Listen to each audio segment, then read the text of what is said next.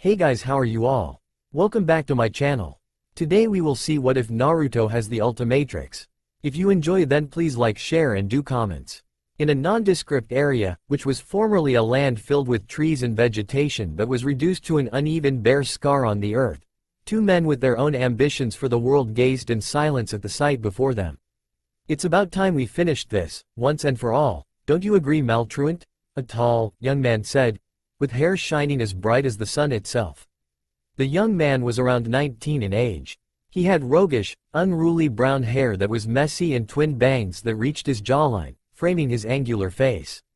His shining emerald orbs did nothing to hide his devilishly handsome appearance, and he was wearing a battered and torn green and black jacket which was torn open at the front, exposing a white bodysuit underneath which did little to hide his toned and well-muscled form. A four-pronged hourglass symbol had emerged on his chest. He was none other than Protector of the Planet, Benjamin Kirby Tennyson. He had a device called the Ultimatrix, a device which allows its user to turn into any alien life form she desires, and if they have proper control over it, they can remain as other as long as they wishes. Recently Ben got a few upgrades to his Ultimatrix, mainly due to emergence of dangerously powerful enemies. One of them was the access to his hyper-evolved human transformation, which allowed him to access most if not all his alien transformation without actually turning into them. It was dubbed as Ultimate Ben by the future adult version of himself. "What the hell are you doing, Ben? Retreat!" A female voice practically yelled into the young man's mind, which probably belonged to his best friend, cousin Gwen Tennyson. "Both of you know I can't. This is our last chance. Only after dealing with Maltruant, the peace can be established in this universe and the others." Ben spoke in a tone, indicating how much tired and angry he was from this whole debacle. He wanted to end this war at any cost. Too much damage has been already done, he couldn't afford any loose ends. "Not this time. But what about you?" A male voice spoke through comm, clearly belonging to Kevin Ethan Levin. "Look, we lost the war but we still managed to save many people. We will win this next time." "There won't be a next time, Kev," Ben chuckled as he cut the communication. He tapped the symbol on his chest. A green spark of electricity ran through his body and it started to transform his body into something else. His transformation being too strong to be contained in human form. Bright lights engulfed his body and soon a powerful creature stood in his stead. That was Ben's most powerful transformation, Alien X. It was troublesome at first with Serena and Belicious bothering him all the time, however due to a recent petition in Court of Celestial Sapiens, Ben held complete control over this transformation, albeit he could only use it under dire situations. He wished that it would have been a lot better if he had gotten it before Maltruant absorbed Analarg and went into God mode. His opponent floated above him. He was a Chronosapien, the most powerful and genius one to ever exist. Not only that he was leader to all Chronosapiens, he was called Maltruant. His body was black, the glass on his chest was red, and his hands had large, red cannons. He also had metallic eyebrows, red eyes, and his mouth was a red grill plate. He truly lived up to his reputation. The landscape around him resembled an apocalyptic graveyard of gargantuan proportions. Dead plumbers and countless destroyed wildlife littered the scene, multiple craters decorating the land for miles around, and the sky was a dull gray, as if the gods were weeping from the death and destruction. "So a celestial sapien It doesn't matter now. I am being charged by Analarg itself." Maltruant mocked with a cold smirk. "The end of you and your race is near, Ben 10. "I am not Ben 10. I am Ben 10,000 inches," Ben snarled in an outrageously. His entire body glowed with cerulean cosmic energy, his eyes taking a shade of pink as he glared at the rough Chronosapien who caused so much chaos and destruction in his home. Those people he killed were already revived at safe locations, but as long as that thing was alive, everything he loved was in danger. He dashed at his opponent with a power-packed Superman punch. Maltruant paid no mind to the incoming Celestial Sapien, slowly pressing onto the Analarg to energy of his opponent's attack. However, due to the arrogant nature of the alien leader, he failed to notice that he had made an error in his judgment. As the roaring Celestial Sapien finally crashed into them, Maltruant activated his technology. However, when he saw Ben decomposing in the air with a smirk, he realized something went wrong. Suddenly he felt the scenery around him change. A vast spike-filled, rocky, honeycombed network of underground cathedral cave crypts replacing the destroyed buildings and wrecked vehicles. He sunk to his knees, feeling exhausted despite his super-energized state. Within a moment he realized what happened. He was no longer standing on the soil of Earth. He had arrived at Vladia's, the undead planet. Then the pain slammed into them.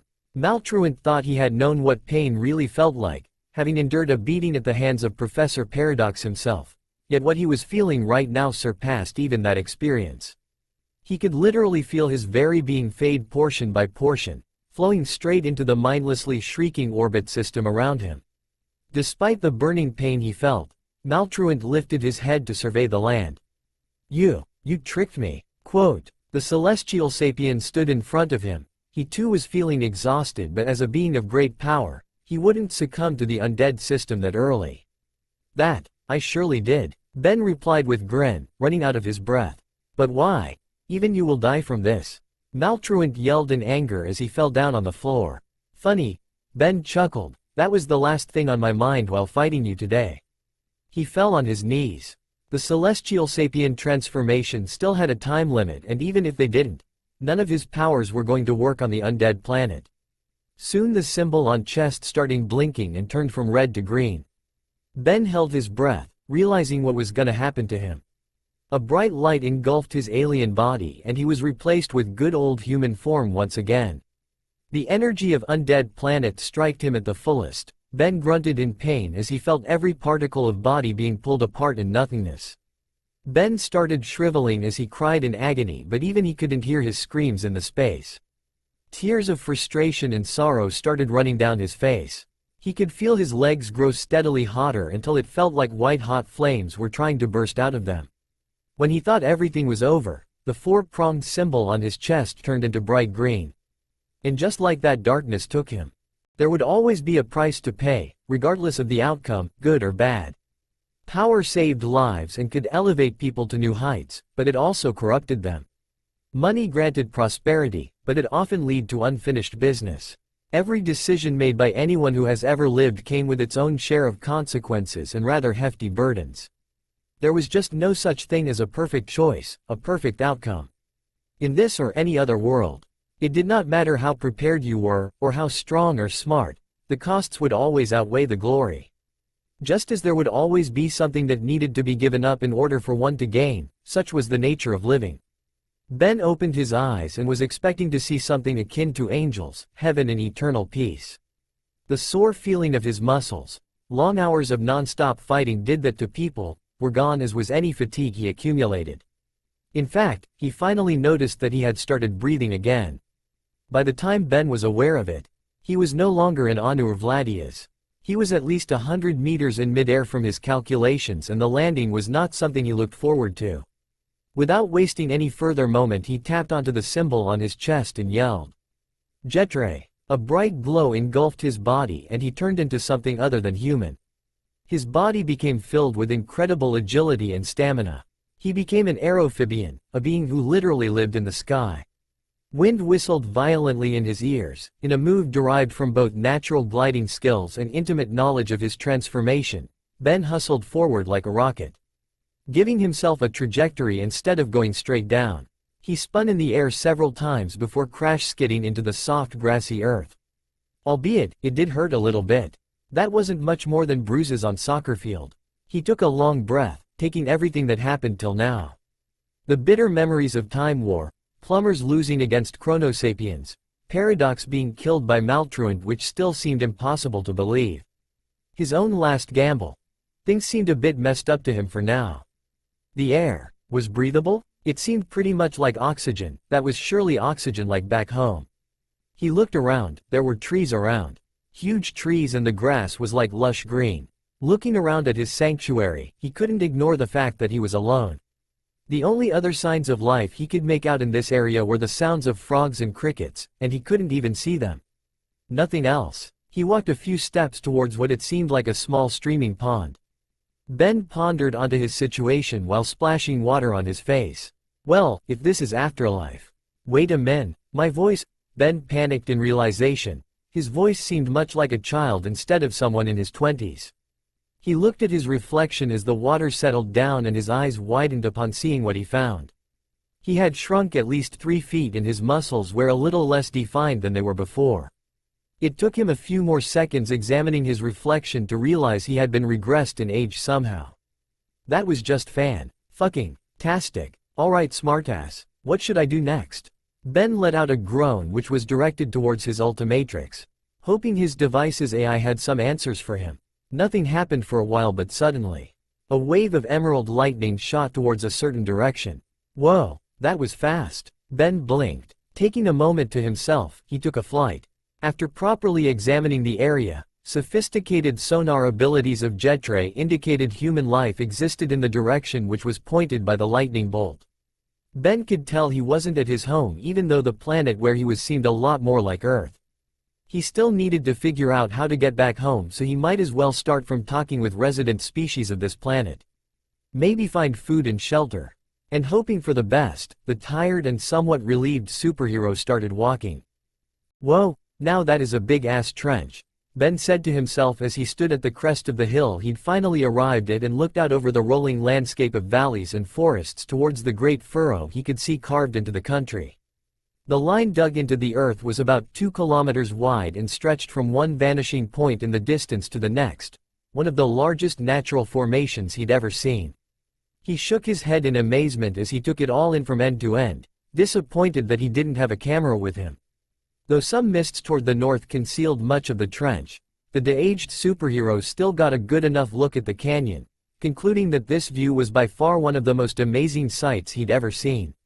I can't wait to tell Grandpa about this when I get home. Scratching his head as he marveled at the landscape, deciding he'd had enough of taking in the sights at this distance, the brunette began marching down the hill to continue on his trek. Spotting a farmhouse next to some dried-up crops closer to the expanse of flats, Ben instinctively headed there to see if anyone in the area could give him some proper directions to the village he was heading to. Honestly, even though it was a highway, he still managed to get himself lost. He needed a map, and something to eat. Seriously, he was starving. However, once he stepped inside the village, he instantly lost his appetite. He came into the village hoping to see a lot of people walking around. Indeed, there were a few, a lot more than what he was expecting to see. The good thing was that, they were human. Unfortunately, villagers themselves, all looking ragged, worn out and broken. Everyone he saw from this group looked awful. Even the vegetables seemed thin from lack of hydration. It was horrible. Looking around him at the dilapidated buildings and spirit-worn people a second time, Ben let out a sigh. This place needed a serious makeover.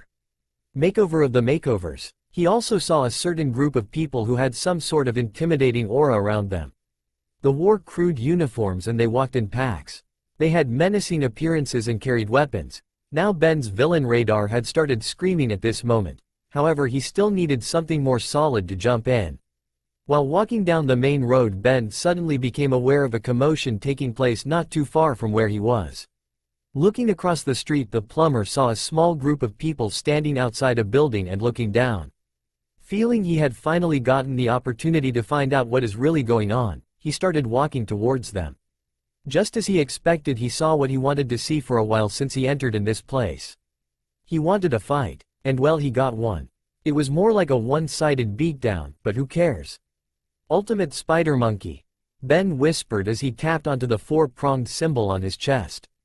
A bright surge of electricity ran through his body as even though he kept his human appearance, he had now transformed into something else. A silhouette of a several feet taller gorilla with extra 2 pair of arms appeared behind him as he disappeared in a dark alley. A young woman with long blue hair, apron, and pink blouse with red trim was pushed in a corner. She seemed in her early 30s and was utterly terrified. A child who seemed to be genetically related to her was latching on her leg. He was shaking with fear and was about to cry. A group of large men was covering them, each of them wielding different sort of weapons. "You can understand us, right?" the one who seemed to be the leader of the brutes asked, grinning as he placed his hand against the wall and keeping his eyes fixed on the significantly good-looking woman. "Your father has yet to stop building his bridge. I guess he needs to be reminded about what happens to those who try to oppose the system here." Quote, "You can talk, can't you?" his second asked, kneeling down and grabbing Tsunami by the head, forcing her to look up at him.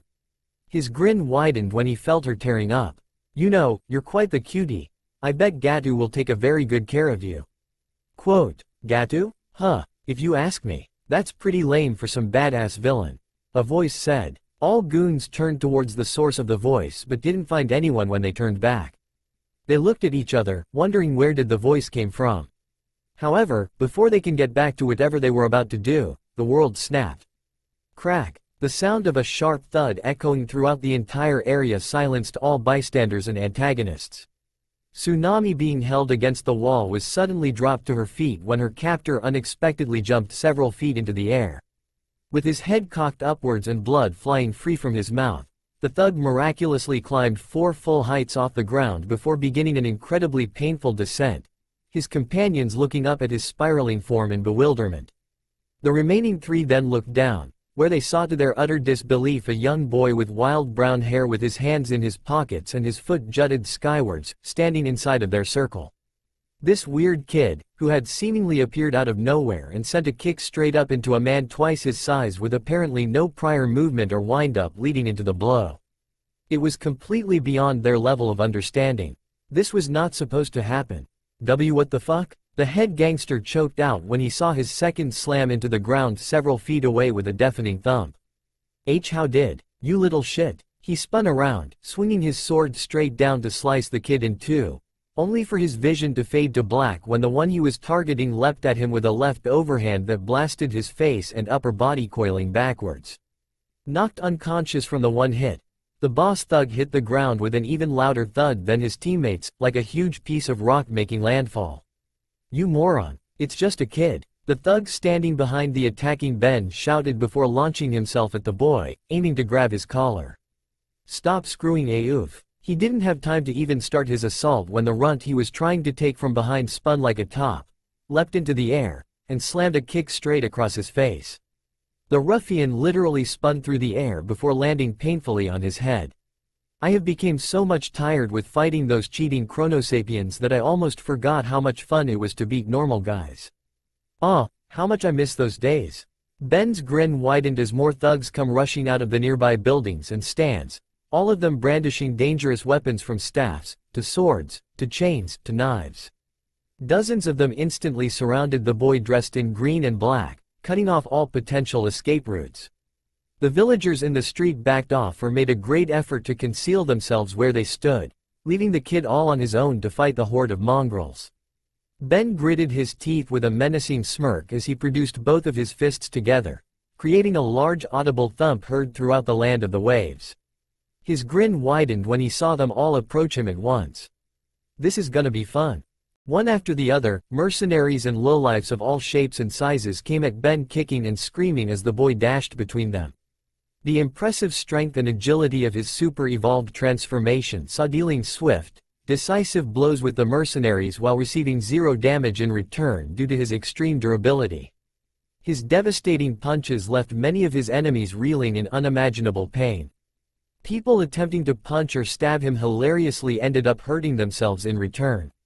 Within a few moments, the whole area became filled with unconscious goons. Those who were conscious were agonizing with extreme pain, and all of them have multiple bones fractured. "Awesome, huh?" Ben asked, before spinning around to see Tsunami and a whole mass of villagers in the background gaping at him. He looked at them one after the other and, upon giving them a cheerful grin, gestured over his shoulder at the various stricken individuals lying around him. "I think we should tie these guys up so that they don't run off when they regain consciousness." "Yeah?" Not getting an immediate response, Ben quickly went about dragging mercenaries safely across to one side of the street and used spiderwebs he got by puking out. After making sure they were properly tied up, Ben turned to the pair of women and the child. "Why did you do that for? Now Gatu is going to send more goons after us." The boy yelled in outrage, almost jumping in front of him. "You are welcome, brat," Ben huffed in annoyance. "There isn't much out there I can't handle."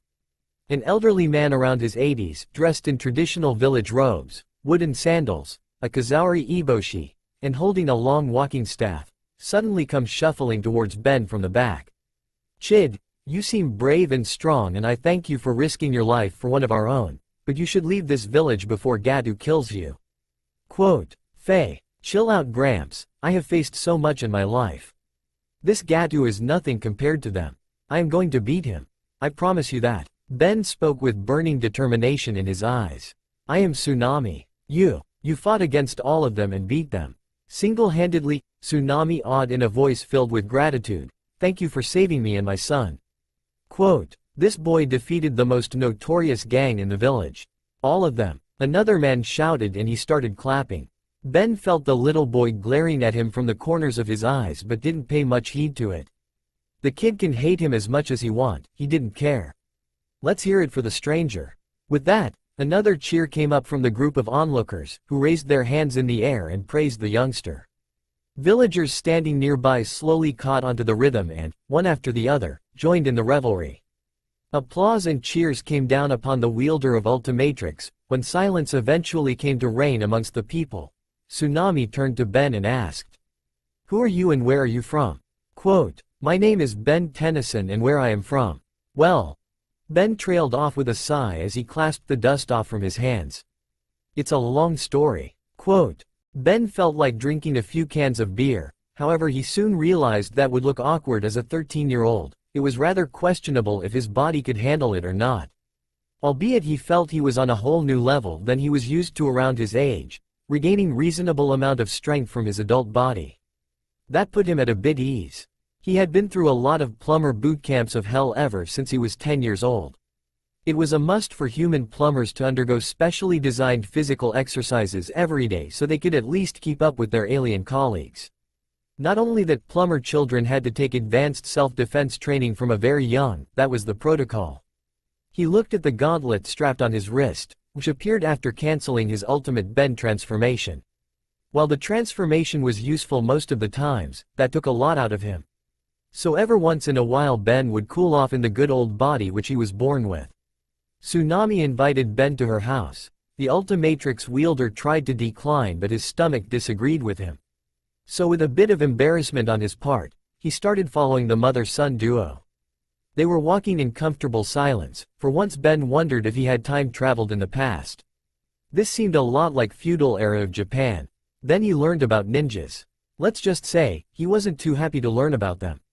The ninjas here are shinobi as people tend to call them had managed to learn ways of manipulating their life forces, granting them several magical sort of abilities. They had incredible speed and devastating techniques in their arsenal. Ben made a mental note about not underestimating a ninja of this world if he ever was to face one. Besides, it was a mana user, sorceress charmcaster who managed to kill him once. Not even Vilgax could accomplish that. From what he heard from Tsunami, it seemed a lot like those Ninja Gaiden games. Yep, Ryu Hayabusa rocked. But feats of ninjas seemed disturbingly larger than those video game characters. He needed to stay alert if he wanted to not get caught by them. Besides, it was pretty much undeniable fact that wherever he went, people always wanted the Ultimatrix for some reason.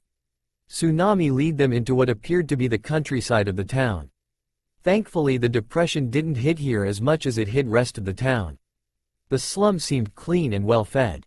After walking for a while they reached a decent-looking two-story house which was built near a lighthouse. It seemed to build on water considering Ben had to walk over a wooden pathway.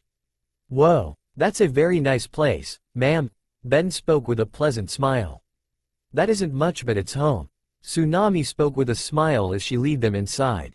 Ben sighed in relief as he smelled food from inside. That wasn't bad at all. Warm relief flooded through Ben the moment he finished the big bowl of stew that had been laid out in front of him by the nice lady who had invited him into her home. With a big, satisfied smile on his face, the blonde patted his sated stomach and breathed out a warm cloud of soup air. While little kid kept giving him nasty glares, Ben reminded himself that these people were tortured souls and despite all the de-aging crap he was a mature and responsible plumber so he decided to ignore Inari for now. Maybe after Gatu's situation was handled, everything will start improving here. So Ben-san, where are you from? Tsunami asked from inside the kitchen. It seems that you are from foreign lands. Quote, well, you can say I am from North. Ben scratched his head. It was either time travel or the parallel dimension sort of thing. However, Ben didn't want to sound like a nutcase so he decided to go with a common ambiguous reply. It's a land far, far away from here. Quote, huh? That's pretty odd. Tsunami blinked in amusement as she walked back into the dining room. Our island doesn't get much visitors and it's otherwise isolated unless you come through Gatu's shipping corporation or sneak in using a small ferry when the fog is thick in the morning. Like I told you before, I have no idea how I managed to arrive here. Ben responded with a sigh. Alright man, squirt, spill it out. Inari huffed in annoyance, sounding almost suspicious. How did you beat those thugs? Quote, Ben rolled his eyes. He didn't know if the people here can understand the proper scientific definition of Ultimatrix and plumbers, so he decided to give a very simple definition. Stretching out his arms with a yawn, he continued further. Let's just say, I have access to a number of special abilities. Depending on the situation and my choice, I can have super strength, super speed, breath fire, grow crystals on my body, manipulate plant life, and a lot of different things. I can also turn into monsters ranging from giant to a bug. That's the most absurd thing I have ever heard. Inari mocked, pressing even further, prove it. Quote, Ben let out a chuckle in response and tapped onto the dial of the Ultimatrix, located on the middle of his chest. Tsunami was about to reprimand Inari but stopped as various glowing silhouettes of creatures appeared on the top of the Ultimatrix symbol. Ben pressed onto a familiar one and brilliant display of emerald lights covered his body. When that died, even though he kept his human appearance, Ben was no longer one. In his stead stood his Methanosian alter ego Swampfire. By using one of his hands, Ben lifted up the entire table while two vines erupted from his other palm. One carried a number of ripe fruits on every one of its branch while another had several plethora of vegetables. This is amazing. Tsunami's eyes widened in amusement. Hesitantly she plucked an apple from the vine and tested it. It was as good as original, even better if she was being honest. Huh, so you can grow weed on your fingers, big deal. Inari mocked in disappointment and ran back to his room. Ben-san, I am really sorry about Inari. Tsunami bowed apologetically. Thanks to Gatu, everyone here has lost the will to do anything. It's alright, I can understand what is going on. Ben replied with a casual smile as he cancelled his transformation. It's something which happens when a tyrant is left unchecked like this. So Ben-san, what happened to you before you arrived in Wave? Tsunami asked with curiosity and probably with a desire to change the topic. Well, a really nasty group was after my life and they attacked my town for that. We had no choice but to fight back, starting a long never-ending battle against the time.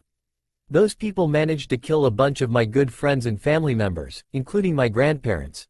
Ben sighed sadly, recalling the one time Verdana arrived to aid them during a very nasty encounter with Malturant, allowing Ben, Gwen and Kevin to escape from the nasty Time Lord's clutches by sacrificing her own life. And Max died while triggering a special bomb intended for destroying Chronosapiens, managing to take out a number of Maltruant's lackeys.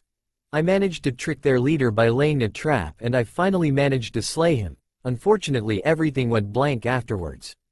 Maybe it was possible you were hit by a jutsu. Shinobis could be after you because of your abilities. Tsunami spoke out with concern. Albeit, there were limits what jutsus can do. But for someone with little knowledge of ninja trade, it wouldn't be too much to assume that ninjas can virtually do anything. Besides, she was unfortunate witness of seeing mist ninjas at work, so she didn't realize that the people Ben was talking about were an actual alien race. Several knocks on the door interrupted them. Ben blinked at seeing an older man walked inside looking depressed and angry at the same time. He was wearing workman's clothes and a sake bottle was tied to his waist. He had white hair and a beard with glasses on. From the family pictures hanging on the wall, Ben assumed that this must be Tsunami's father, Tazuna, whose name was written on the nameplate at the front door. It was pretty obvious by now that he was at odds with the local tyrant due to the bridge he was building. I am home. The old man let out a sigh. He seemed unnaturally frustrated with something or someone. Welcome home, father. Tsunami smiled, greeting her father with a hug. Tazuna gave a nod to his daughter. He blinked in surprise as he saw Ben seating on the dining table. Who is the kid, Tsunami? Quote, oh, this is Ben. Tsunami introduced the young plumber in the question. He saved me and Inari from a bunch of thugs. Quote, Tazuna's eyes widened in amusement. A small smile formed on his lips as he waved at the Ultimatrix bearer. I guess I owe you then, thanks. Quote, Faye, that was nothing. Ben shrugged with a smile, So what is the deal with this Gato guy? Quote, at the shocked look of said bridge builder, Tsunami decided to explain, Ben isn't from around here. Quote, Tazuna gave a nod and started with a rather grim expression on his face. Well, even I don't know where to begin. Quote, there was a thing which remained constant in multiverse, bullies, and Gato was on a whole new level than Ben ever heard of. Gato wasn't just a billionaire and magnate, he was also a criminal. The fact that apparently he was also such a big face in the world of business meant that nobody, not even the shinobi villages, could do anything about him. He was too big a symbol, too high up in the world, too much of a commodity. That was quite an intimidating thought. In this place, Gato Company and its products and services were known worldwide. The problem was that Gato was as much insanely crooked as his wealth. He used samurais, ninjas, and crooks to smuggle drugs and contraband. And this wasn't the end of it, there were more counties under Gato's rule. Nami no Kuni wasn't the first place. Gato was not only a powerhouse in the industrial and economical world, he also had thousands of workmen under his wing. On top of that, he didn't just have people who run his branches. That's just a front. Mercenaries, pirates, drug lords, criminal organizations, and shinobi, he had gotten a whole underworld dancing to his fiddle. To be exact, Land of Waves was an island. The only way it was connected to other places was through shipping. He used violence and wealth to take over all the shipping and marine transportation. In Nami, controlling the waterways means controlling everything. A few people tried to oppose him and defied him with great courage. Unfortunately, Gato slaughtered them all right in front of the entire town. Or more like made example of them. Well, he had put his name recordably high in Ben's bad books, which really wasn't good for his health. So far the only thing which was stopping Ben from going all wrath on Gato was his lack of knowledge. It was pretty much clear that Ben was the Wave's last hope. He couldn't afford to take unnecessary risks and jeopardize everything just because he was angry at Gato. A thing made him wonder though, why didn't Gato just blow up on the bridge? Tazuna explained to him that the bridge was sanctioned by the water daimyo himself, who was like the president of whole continent, so Gato couldn't destroy the bridge without risking an investigation. As much outrageous that seemed to believe, Gato did fear the system a bit. The bridge would not only connect Wave with mainland, it would break Gato's monopoly and hold over the Land of Waves. It would also give people strength to break Gato's hold over them. Deciding to help Ben became a member of Tazuna household, he also continued to make attempts to contact his home. He helped out Tsunami with his plant-based transformations. Someone who could instantly grow almost anything with just a flicker of his fingers was nothing short of miracle for a starving household. Ben kept looking for Gato's thugs throughout the locality, mainly for drawing Gato's attention and partly for beating the pulp out of them. However, their numbers seemed to have dwindled over time. Even Ben didn't know how he ended up working at the bridge. He guessed that must have been after he eavesdropped into a certain conversation, of course unintentionally. Flashback. The door of Tazuna's household busted open, and a middle-aged woman stepped forward. A smile so false it could be spotted miles away. At least, for Ben it could. I'm very sorry, Tazuna-san, but Reno-kun will be unable to join you today. Please forgive him for any oaths broken and do not think too harshly, he is still young. She gave a half-hearted bow, then the door was quickly closed before a reply could be made, and Ben noticed, with a frown, a red-haired teenager peeking at them from behind parted curtains before they too snapped shut. Well, said Tazuna with false cheer, it looks like we're going to be a man down today. 3 more stops of similar nature were made, yet the group had not gained another member. One of the women answering the door had given Tazuna the dirtiest look Ben ever witnessed, and he had seen some nasty ones aimed his particular way, before slamming it shut without a word. Another had tearfully told them like it was, offering them each a breakfast roll and politely asking them to leave before their presences drew unwanted criticism and attention. They were terrified. They never said Gato's name, but it might as well have been painted in blood along the sides of their houses for all to see. Ben decided to not waste his time anymore and tapped onto the 4-pronged symbol on his chest, currently being in Ultimate Ben form. He whispered Ultimate Echo Echo before bright spark of lightning surged inside his veins, transforming his body into something else. Tazuna blinked in surprise as several discs flew out from Ben's body, each glowing with brilliant display of emerald lights. When it died, all of them had taken physical form. each turning into look-alike of Ben, non-distinguishable from one another. While Tazuna felt a bit surprised, he wasn't that shocked considering he watched Ben performing several amazing feats. "You have got volunteers, Gramps," Ben chuckled while fist-bumping into his duplicates, each seeming as upbeat as the original. "Do you even know anything about building a bridge?" Tazuna joked. "I have got super strength and super speed," Ben said, puffing out his chest in pride. "I can do all the heavy lifting." Another chimed in, "I will follow instructions and stay out of the way. Maybe passing lunches in the meantime," the third one reasoned. Tazuna squinted at him from behind weather-worn glasses. "What's your price, kid?" He shook his head and kept walking, no longer looking at Ben. "You don't need to do this, you are already helping us with the food. You have no need to pick a bone with Gato." "I do, I surely do. You don't get it, Gramps. I am not doing it because I want to be some big hero." The original Ben spat out venomously. "Then why?" Quote, "I hate bullies," Ben concluded with fire in his eyes. Flashback end. It had been several weeks since Ben arrived here and started working for Tazuna. The Ultimatrix bearer must have known helping in the construction of a bridge, if his work could even be called that, was not going to be exciting stuff. His mind simply did not want to believe it. On the other hand, Ben saw this as a way to physically push himself even further. He had been doing that from quite a long time, mainly because he was frustrated with people like Kundo and Fistrick getting the better out of him. Tazuna was quite troubling taskmaster. Often he would bark orders and get people moving at a quicker pace. What made it a lot more worse was the fact that every once in a while someone who was too scared to cross Gatu would quit and run off. It really disheartened the workers and increased the workload, even too much for his alien appetite. However, it wasn't something his forms like XLR8 couldn't handle. Sometimes he would fill the numbers with the aliens who had duplication abilities. Ultimate Ditto was one of them. It was quite a relief that hyper-evolved Splixon wasn't a pansy like the original one. It had a degree of enhanced strength to boot. No annoying physical connection to bother him, which meant clones could die without killing himself in the process. Increase in stamina and agility was there too. So far it was a complete package. Too bad sometimes work was too much even for them. Well, that did increase the bridge builder's morale.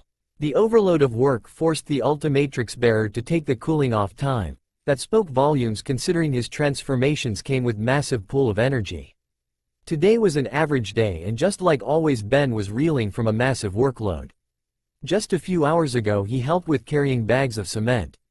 His feet were dangling over the side of the bridge, bored out of his mind watching the occasional cargo ship pass by. "Drinks and lunch, everyone," Tsunami announced cheerfully. Ben let out a chuckle. She was surely a highlight amongst the workers. She and Inari would come every day with clean water for workers to drink and homemade lunches, which were most probably from Tennyson Farm. Ben stretched his arms with a yawn as Tsunami handed over a lunchbox and bottle filled with water to him. "Hello, Ben. How's work?" Tsunami asked with a smile. "Faye, old geezer is one of the worst employers I have ever worked with." Ben joked with a playful smile. "What did you just say, brat?" Tazuna frowned, somehow managing to hear Ben despite his extremely drunken state. Ben just shrugged in response while Tsunami broke into a fit of giggles.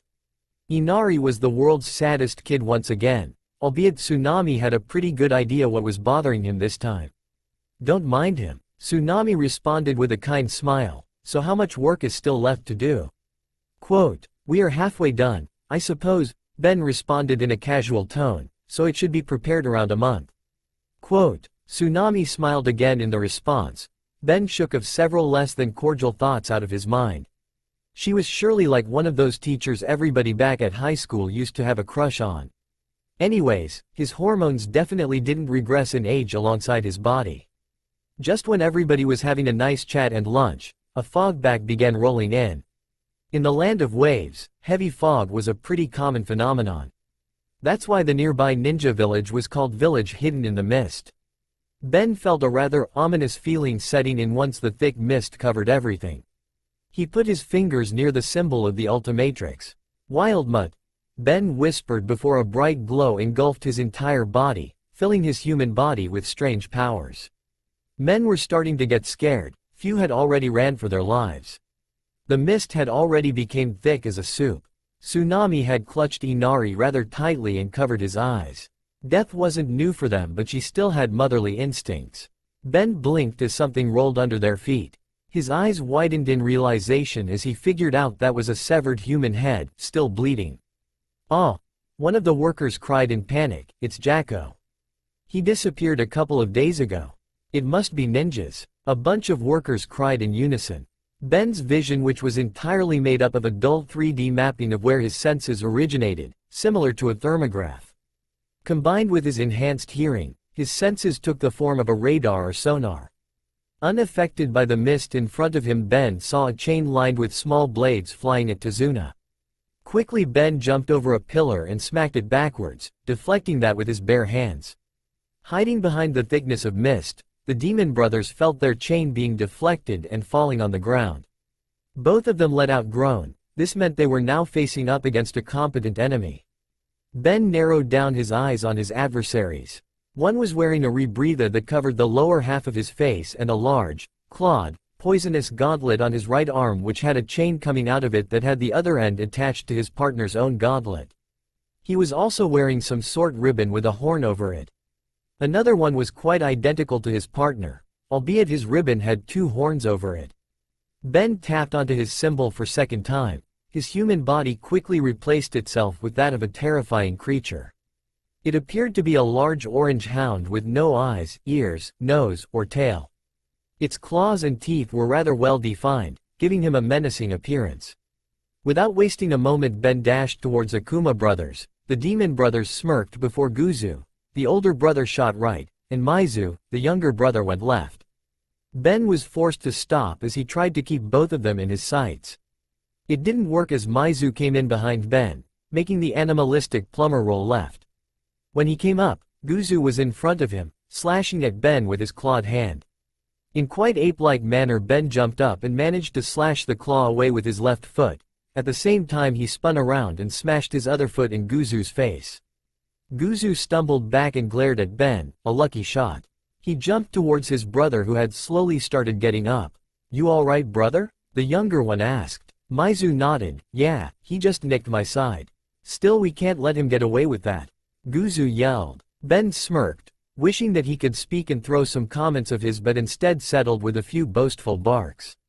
Ben rolled out of the way of another attack, moving into a series of flips, knowing from the years of experience battling aliens that Maizu would be there to attack him from behind. As soon as he landed on his feet, he was forced to dodge to the left, but ended up running right into Guzu, who hit him in the face. Ben shook his head and jumped back as Maizu came towards his position. He would have thrown several quills, but Guzu appeared on his left and came at him with his clawed hand. Ben was forced to backpedal right into Maizu and only barely managed to block the claw swipe he sent. The Ultimatrix bearer took a moment to catch his breath, so the ninjas were definitely not jokes. They were as dangerous as he expected them to be. This surely meant not all of his transformations were workable in this scenario. Well, that was good to know. He tapped onto the symbol once again. A bright glow engulfed his body once again. When it died, another creature stood in Ben's stead.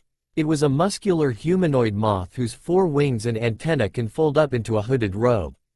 It had a fiery red body with cyan patches on his arms, shoulders, legs, the back of his wings, and the back of his neck that resembled ice chunks. "Ultimate Big Chill," the creature whispered in a spooky voice. The demon brothers had enough by now. They needed to kill the old man, and to do that they had to get through this weirdo who literally turned into such things. Both of them gave a nod to each other and started going through several hand signs. "Water release, gunshot," the two shouted out, emitting 2 large cannonball-sized bullets of water, which combined and doubled in size. Ben scoffed in annoyance and inhaled deeply. He released his breath quickly, emitting out a large fireball which barreled towards the Akuma brothers. Both mist ninjas literally jaw-dropped when 2 attacks collided. The water ball literally got encased in a huge chunk of ice and shot towards them. With the sheer mass and tenacity it possessed, that was quite impossible to dodge. When it made contact, and it did make contact, the force of it lifted the Akuma brothers a few inches in the air before they were sent spiraling backwards like a glorified ragdoll. Guzu was the first one to get back on his feet. He snarled angrily once he realized that his forehead had started bleeding.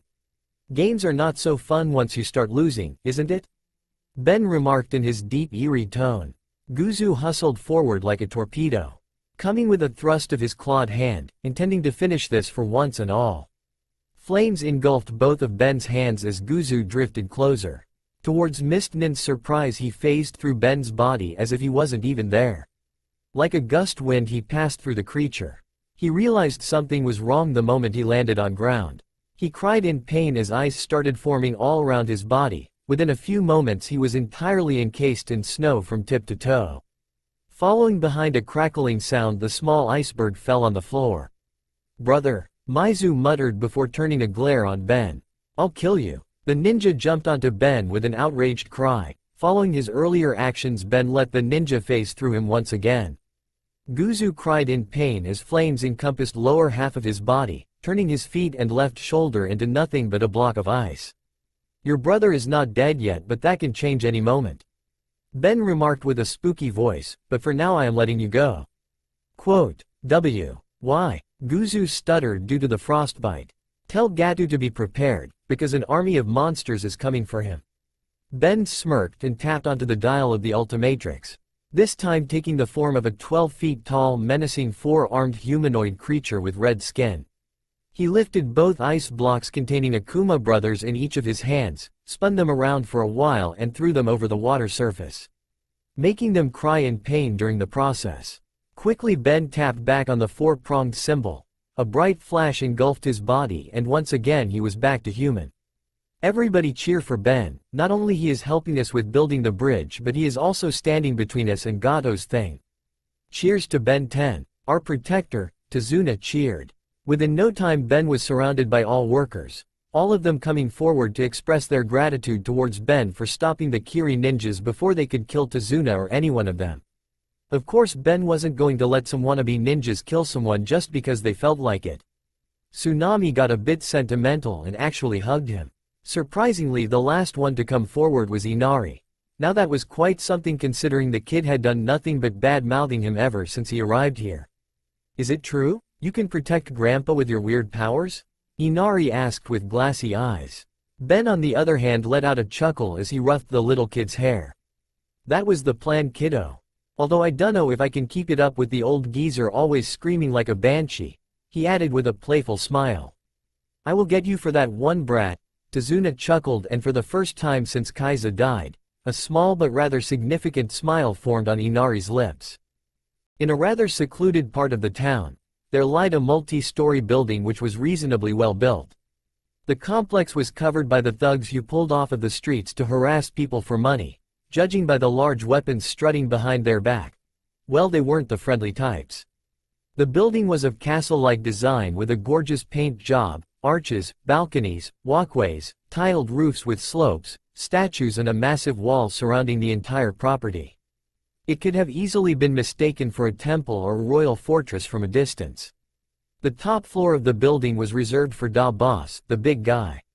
Gato. It had a balcony facing the sea. Not only that, office was massive, with bookshelves, filing cabinets, portraits and all sorts of other high-class stuff littering the space.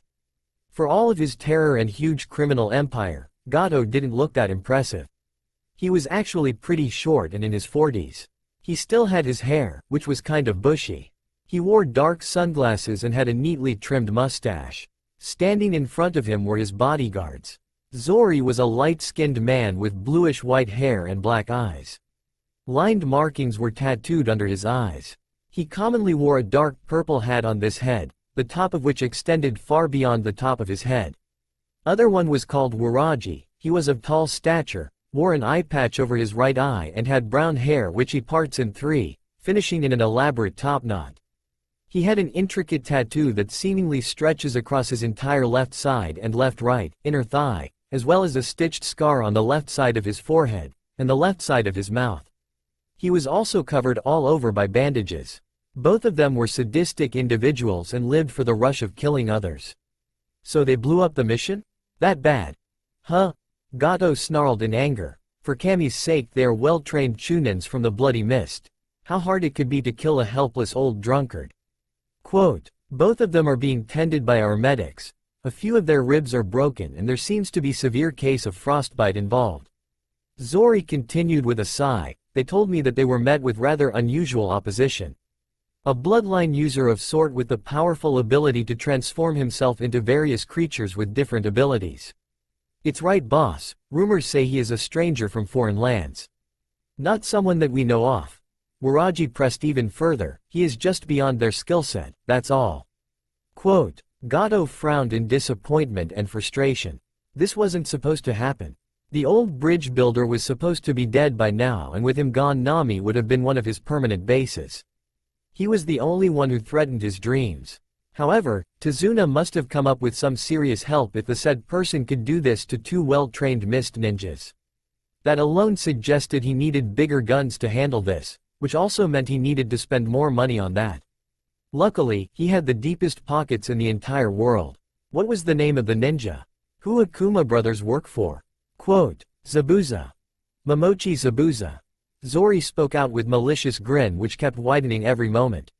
So you want to wage a war against me, old man? I will surely give you one. Gato clenched his fists in anger, smashing them on the table. No one on this face of earth can beat me, not even an army of monsters. Quote. The news of shinobis being defeated by Ben spread like a wildfire. While Ben had beaten Gato's thugs before, beating ninjas put his reputation on a whole new level. People were very excited to see how a seemingly 13-year-old was able to defy Gato's ironclad rule and beat the crap out of his thugs, ninjas no less. Whenever he went to work on the bridge or to the market to buy some stuff, people would keep whispering behind his back, wondering how powerful he truly was. Ben was a celebrity himself back home, famous throughout the whole galaxy, or galaxies to be precise, so that was just another Wednesday for him. One thing made Ben worried though: despite everything he did, people still couldn't openly defy Gato. Although some workers did rejoin them, but overall the effect wasn't as inspiring as he hoped. The most positive change he saw was in Inari. He no longer made funny faces to him or openly mocked him. Which was a good start as far as him was concerned. At least the little kid seemed a lot more welcoming to his presence than he was used to be. To be honest, even though he was still a bit of brooder, it was good to see him smile for once in a while. So far, the construction work was going well. They had gotten a few volunteers and their numbers were slowly increasing. Gato didn't make a move so far, which made Ben a bit surprised. Big bads of that category never gave up without a dirty fight. In fact, they kept getting more dirty and determined each time they were brought down. That was Ben's personal experience. It was possible that Gato was collecting information on him, or he already set some sort of play in motion. That was really hard to tell. While it did make him a bit frustrated, Ben wasn't the one to lose his patience so early. So far one thing was made clear: ninjas had the advantage in speed, strength, stealth and maybe techniques. Ben was limited his transformations. It could have been much worse if Paradox didn't push Azimuth to give master control on his 18th birthday. By now, it was also ultimately clear that magic wasn't his thing. He could probably conjure a mana shield or a glowing ball of light, weaker than Gwen though, but it was the only spells he managed to do so far. Not because he didn't want to, magic really didn't come to him as easy as it came to Gwen. It was pretty annoying though. Why does it have to be only females in his family that received anodite powers? Damn, that seemed totally uncool. It wasn't like he minded having awesome magic tricks. They were best friends and Ben was thankful to have Gwen on his side. However, a friendly rivalry was always there and it will probably remain so. Albeit, they were grown up and didn't rub those facts into each other's face, at least for most of the times. However, God help him if she discovered all of the charms of Bezel. Even worse, she might soon have the Alpha Rune in her hand, and in addition maybe Bezel will get cured from his magic phobia and teach her all of his skills. Ben face-palmed at the thought of her turning into some sort of magical god that only the likes of Way Big or Alien X would be able to face. Ben wasn't the one to sulk. He always reminded himself that his grandfather became a legendary plumber despite being a mere human. Gwen worked for years to learn better control and magic. He on the other hand was rather by the book about all the training. Self-defense classes, soccer practice, plumber camps and spars with the members of his team. His scopes had always been rather limited. Not anymore though, things had changed after he got master control. Hands stuffed deep in his forest green shorts, Ben continued to walk along the lonely path that was life. his current destination being a nice secluded place which he found after hours of wandering. Ben looked up in the sky, grinning towards the clouds and the setting sun. After splashing some water at his face for a while, attempting to freshen up a bit. After dunking his feet in the river for a while, Ben stood up. He pulled up his sleeve, revealing the Ultimatrix. Not the one to waste time, he reached the desired one with a few flips and finally pressed the dial. A bright glow covered his body as DNA-altering process began. When the glow ended, a small creature stood in Ben's stead. It was about the height of an average human child. It had white skin, a black and white head, white face, along with black shoulders. Its hands were large with 4 digits and his feet were merely stubs. It had 3 fin-like growths on its head. It also had gem-like orbs on its arms and 3 button-like gems on its waist. That was none other than Ben's Splixonian alter ego Ditto. He pressed the 4-pronged symbol on his chest. A bright glow covered his body as he became replaced with his hyper-evolved transformation Ultimate Ditto. His body grew several inches taller and its skin changed color from white to maroon while several spikes appeared on his shoulder. Ben took a long breath as his body started pulling and twitching in weird manner. Within a few moments a look-alike of him jumped out from his body. Both looked at each other and gave a nod. Soon, both of them stepped away from each other and tapped onto the dials on their chest. Bright green glows engulfed their body and when it died both of them transformed into something else. On Ben's stead stood a crystalline humanoid. His body is overall purple, with several dark lines and spots. His hands and face are magenta, and he also sports 6 magenta shards on his back, 2 on his chest, and 1 on the top of his head that resembles a horn. His face consists of a mouth and 1 large green eye at the center. That was none other than Ben's crystal sapien alter ego Chromastone, while the duplicate who was facing him turned into a creature which seemed to be taken straight out of a volcano. His body was composed of a bright yellow inner magma body covered by red rocks. His feet were a slight oval-like design with only 2 toes, while the Ultimatrix symbol was placed on his neck. That was one of the very first forms Ben had even turned into, Heat Blast. Both aliens grinned at each other while cracking their knuckles. Pyronite was the first one to react. He used his pyrokinetic abilities to propel himself in the air and lunged at the crystal sapien like an eagle. His fists burning with fire. The crystal sapien narrowed his eyes and took a few steps back and spun around, countering the former's Superman punch with an elbow. Being the reflection of the same person, Pyronite was half expecting this. He dashed in the air with a fire-wielding roundhouse kick. Crystal sapien stumbled backwards as the feet made contact with his chest. Quickly sliding to his right, he grabbed the very burning foot in his knuckles. Ben threw his duplicate over his head, using its own motion against the Pyronite. Skidding across the grass, the duplicate gritted his teeth and lunged again, starting off with a fiery hook. The attack hit straight through the crystal sapien's midsection. The strength behind it was rather incredible and Ben was sent spiraling backwards. The duplicate rubbed his hands, the attack affecting him too due to hitting the hard skin of crystal sapien. Albeit, it was not more than getting hurt during a soccer match or your regular self-defense classes. Besides, despite being at just 45% of their original powers, both alien transformations were remarkably durable. Even they went all gung-ho at each other, it won't be anything further a black eye or bruises and scratches. The crystal sapien clasped the dust from his hands and glared at his adversary. "You're one nasty bugger, aren't you?"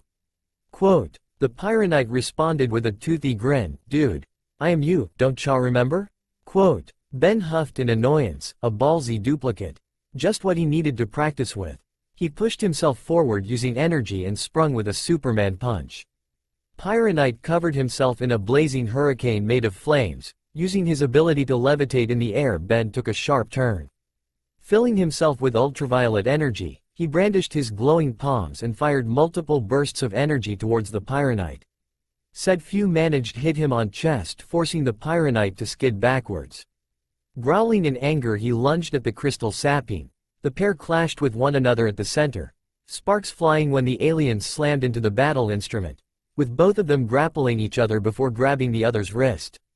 The pair kicked, kneed and parried each other as they forcefully circled on the spot. While engaged, the crystal sapien growled as he attempted to push his opponent away, who seemingly held a clear physical advantage over him.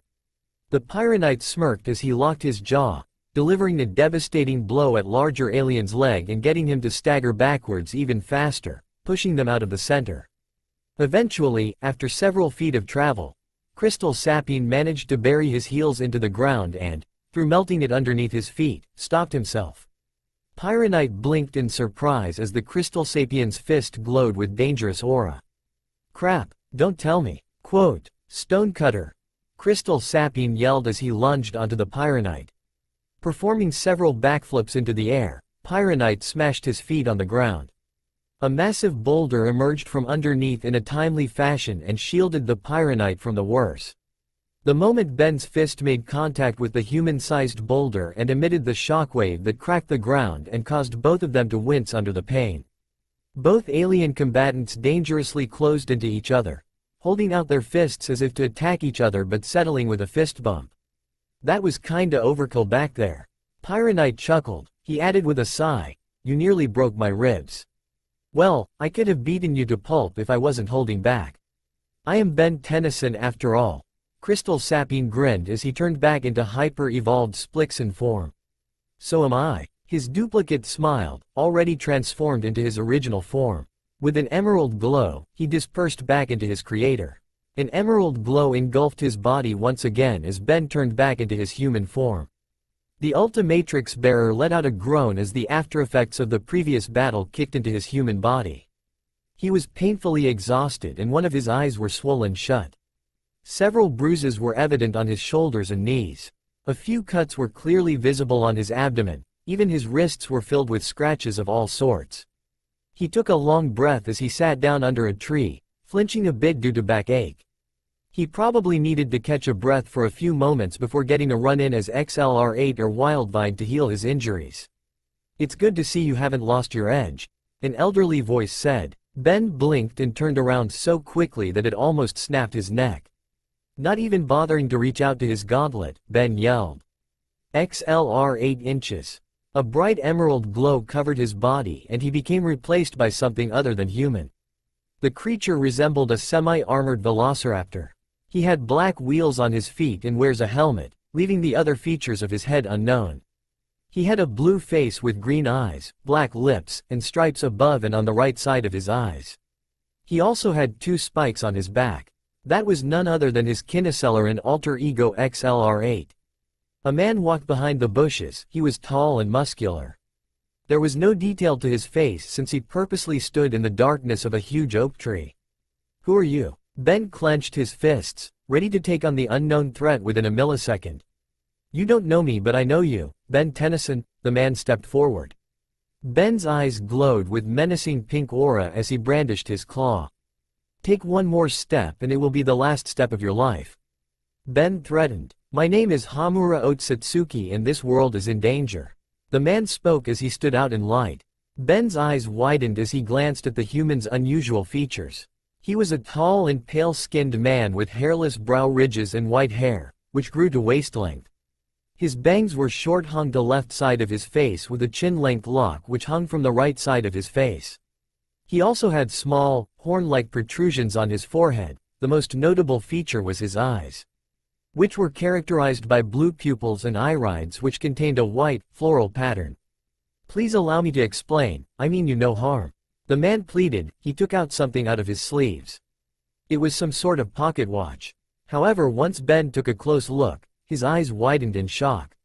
It was the Chrono Navigator. It was a powerful technology that allowed the user to travel through space-time including the past, present and future without getting lost. It could also allow a being to access alternate timelines, alternate realities and dimensions. Its one and only owner was Professor Paradox, who used to call it GPS for multiverse. "Alright, Mr. Stranger, I am pretty sure you know what this is." Ben threatened, pointing at the glowing image of his Tokustar alter ego Waybig emerging behind his back. "So the explaining part needs to start, now." Quote, "It's broken and doesn't work anymore. A friend of mine gave that to me, the one you call Paradox," Hamura explained stoically. "That's impossible. He had been murdered, I saw it with my own eyes." Ben snapped in outrage, feeling anger bursting up inside of him. There are universes where the rules of space and time are too complicated, which make them out of anyone's reach. The one you call Maltruant managed to banish Paradox in one of those universes. Rest assured he is still very much breathing and soon you will be able to break out from there. Hamura let out a chuckle as he handed over the broken chrono navigator to Ben. Ben sighed in relief. At least, Paradox was still out there, and as long as the Time Walker was alive, Ben can find a way back home. So did you come here to send me back home? I really need to take care of a little problem before I even think about returning to my place. Ben raised an eyebrow. I don't possess the power to send you back. I may be able to transcend through the wall of time, but accessing the multiverse are beyond my reach. Hamura responded in a monotonous voice. Alright, Mr. Otsutsuki, what can I do for you? I don't think you stopped by to say hello, do you? Ben asked in a casual tone. You have a very long way to go before you can even think about that, Benjamin. The greatest battle of your life awaits you. Prepare yourself, the legendary Ben 10. Darkness is coming to take over this world. If you were to fail, your home will be next. Hamura spoke cryptically. You mean to say I am about to face someone worse than all those people I faced in my entire life? Ben dumbfounded, adding with an raised eyebrow, including that douchebag Maltruant. That's something you have to figure out yourself, but considering the path you might end up taking in the future, your ideals will most likely compel you to become a great obstacle to that being schemes. What schemes to be exact? What is this new villain planning? That much you have to figure out yourself. I can't help you with that, but I can give you something. A mere tool which may help you with your future endeavors. Hamura spoke out with a mysterious smile as a glowing orb of energy shot forth from his palms and entered inside the four-pronged symbol situated on his chest. Before Ben could figure out what was going on, the symbol popped up. Letting out a magnificent glow, bathing in a dazzling display of cerulean lights, forcing Ben to bring up an arm in order to shield his eyes. DNA scan complete. New transformation is available for use. A robotic voice echoed inside his ears, and once the glow receded, he could clearly make out a silhouette of a muscular pale humanoid before it faded into the background. He looked in front of him, hoping to ask Hamura what exactly he meant to give him. The strange man had already vanished into thin air, leaving no trace of him behind. The Ultimatrix bearer let out a sigh. Even Paradox's friends tended to be as much annoying as him. Ben glanced at the chrono navigator on his hand for a moment. A smile formed on his lips as felt the word, gumballs, engraved on its lower part. He closed his eyes for a brief moment and tucked it inside his utility belt. He let out a groan. It won't surprise him even a little bit if all of this turned out to be a part of Paradox's large elaborate scheme. Well, Ben always had doubts about his death. Meeting this horned guy just confirmed his suspicions. And he got a riddle of the lifetime, which could very well be his last one. Hallelujah. He let out a sigh, getting stuck in a dimension filled with mythical ninjas and a premonition about a brand new super baddie who was going to take over the world. Well, for such Ben Tennyson, this happened to be just another Wednesday. The overcast sky had cleared, leaving them able to walk in the sunlight, but the humid conditions weren't much better. It's so hot, and wet, and moist, and sticky. And I hate it. Ben huffed in annoyance. He was not the one to be deterred by the weather of all things. At least not after everything he had faced in his life. Now being a celebrity, he was used to a certain lifestyle. A day starting with light jogging and gym, drills with plumber units, modeling and acting gigs, promoting soccer amongst global alien community, etc. It was rather painful to break away from his scheduled lifestyle. Working as a construction worker and sleeping on the ground inside a futon were not on the top of his to-do lists. He was used to glamour and style-ish sort of stuff. However, he had a lot more things to do other than feeling homesick. It was honestly surprising just how bustling and crowded the place was with such obvious poverty, even while a rather robust man chanted over and over, seemingly completely oblivious to his surroundings. Anything you need, you can find it at the market. It tugged at his heart and he wished he could do something more. The only consolation he allowed himself was the fact that the vendors did not despise the little ones asking for food, and he actually spotted a few caving to the younger children here and there. Ben thought about taking his frustration out on Gato's thugs. Unfortunately, he didn't know their main headquarters. They were ignoring their usual hangout places due to obvious fear of yours truly. Ben reminded himself that he wasn't sitting idle. he was helping the people tasked with building hope. He started walking towards his current base of residence, Tazuna's home. Ben was currently tasked with bringing lunches for workers and he didn't want to be late. As he reached Tazuna's home, he realized the door was really open.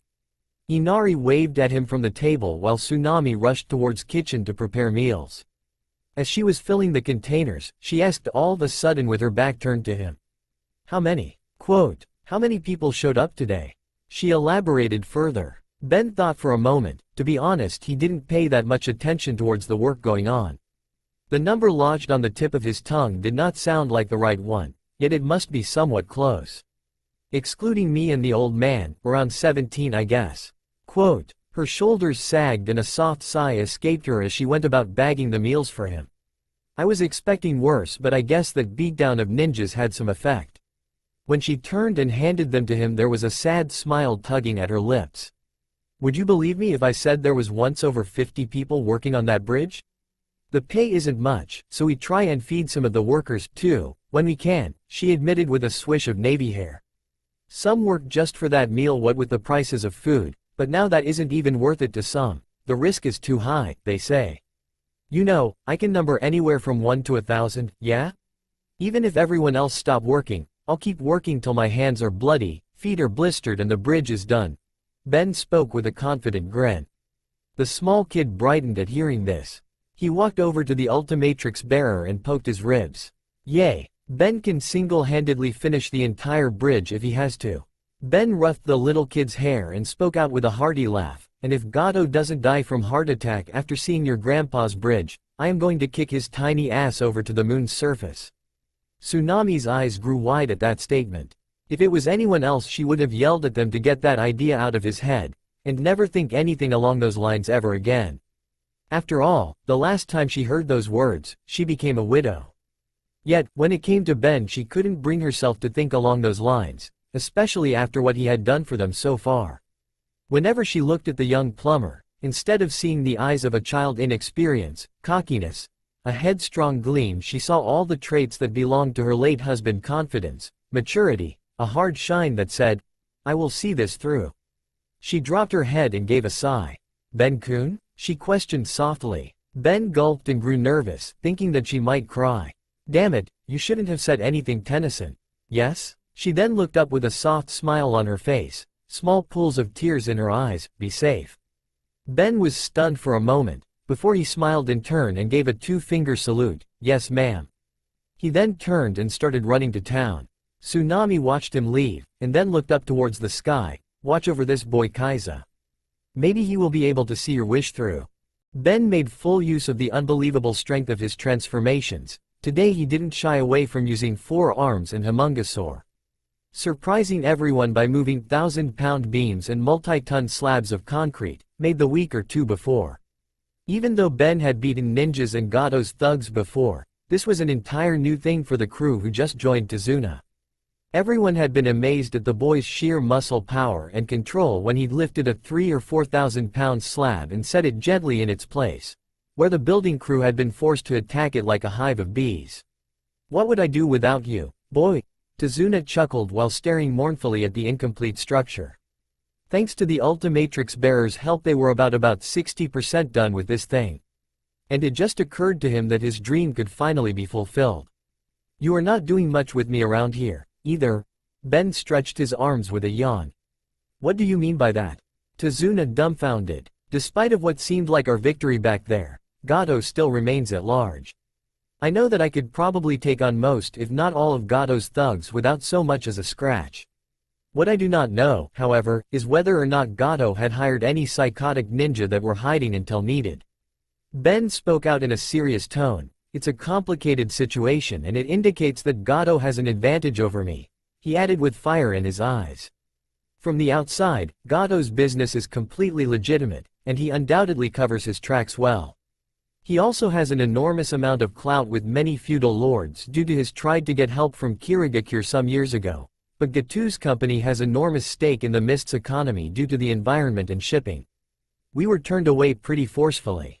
Tazuna replied with disappointment in his voice. I can go to Konoha, but still we don't have the money to hire ninja for such an expensive job. We might have enough for armed escorts. I could use some distraction. Ben spoke in a casual tone.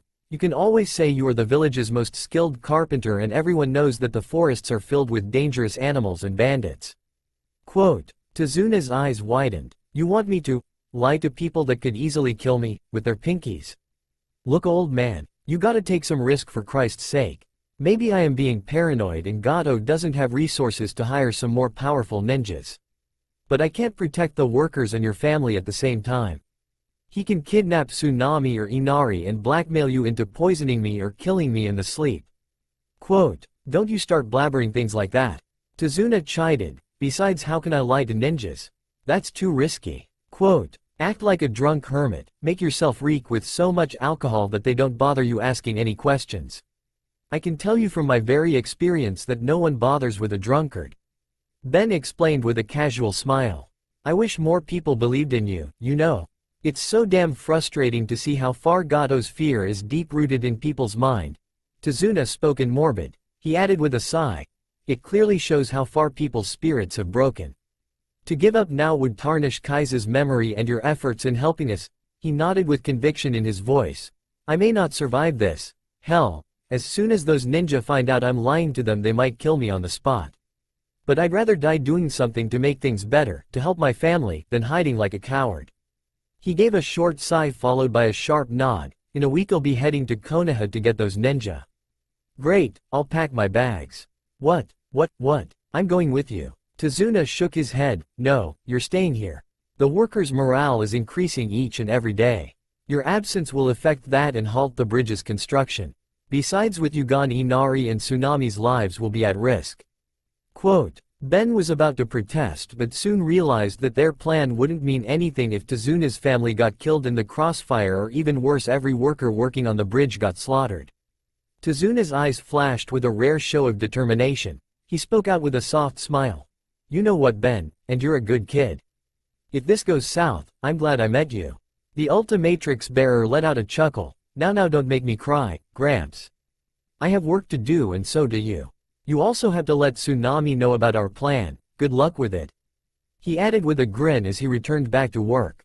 Tazuna let out a sigh. His hope might have been restored, but he still needed to prepare himself for a lecture of lifetime. Well, anything for the freedom of the wave. Tsunami and Inari themselves had taken Tazuna and Ben's plan with varying degrees of acceptance. Tsunami was surprisingly optimistic about the entire ordeal, wishing her father a safe and worthwhile trip. Inari, on the other hand, that kid had a degree of agnosticism that was unhealthy for anyone. Ben had tried to help the kid out, really. He had gotten a few positive results. Not enough to compare with Riney though.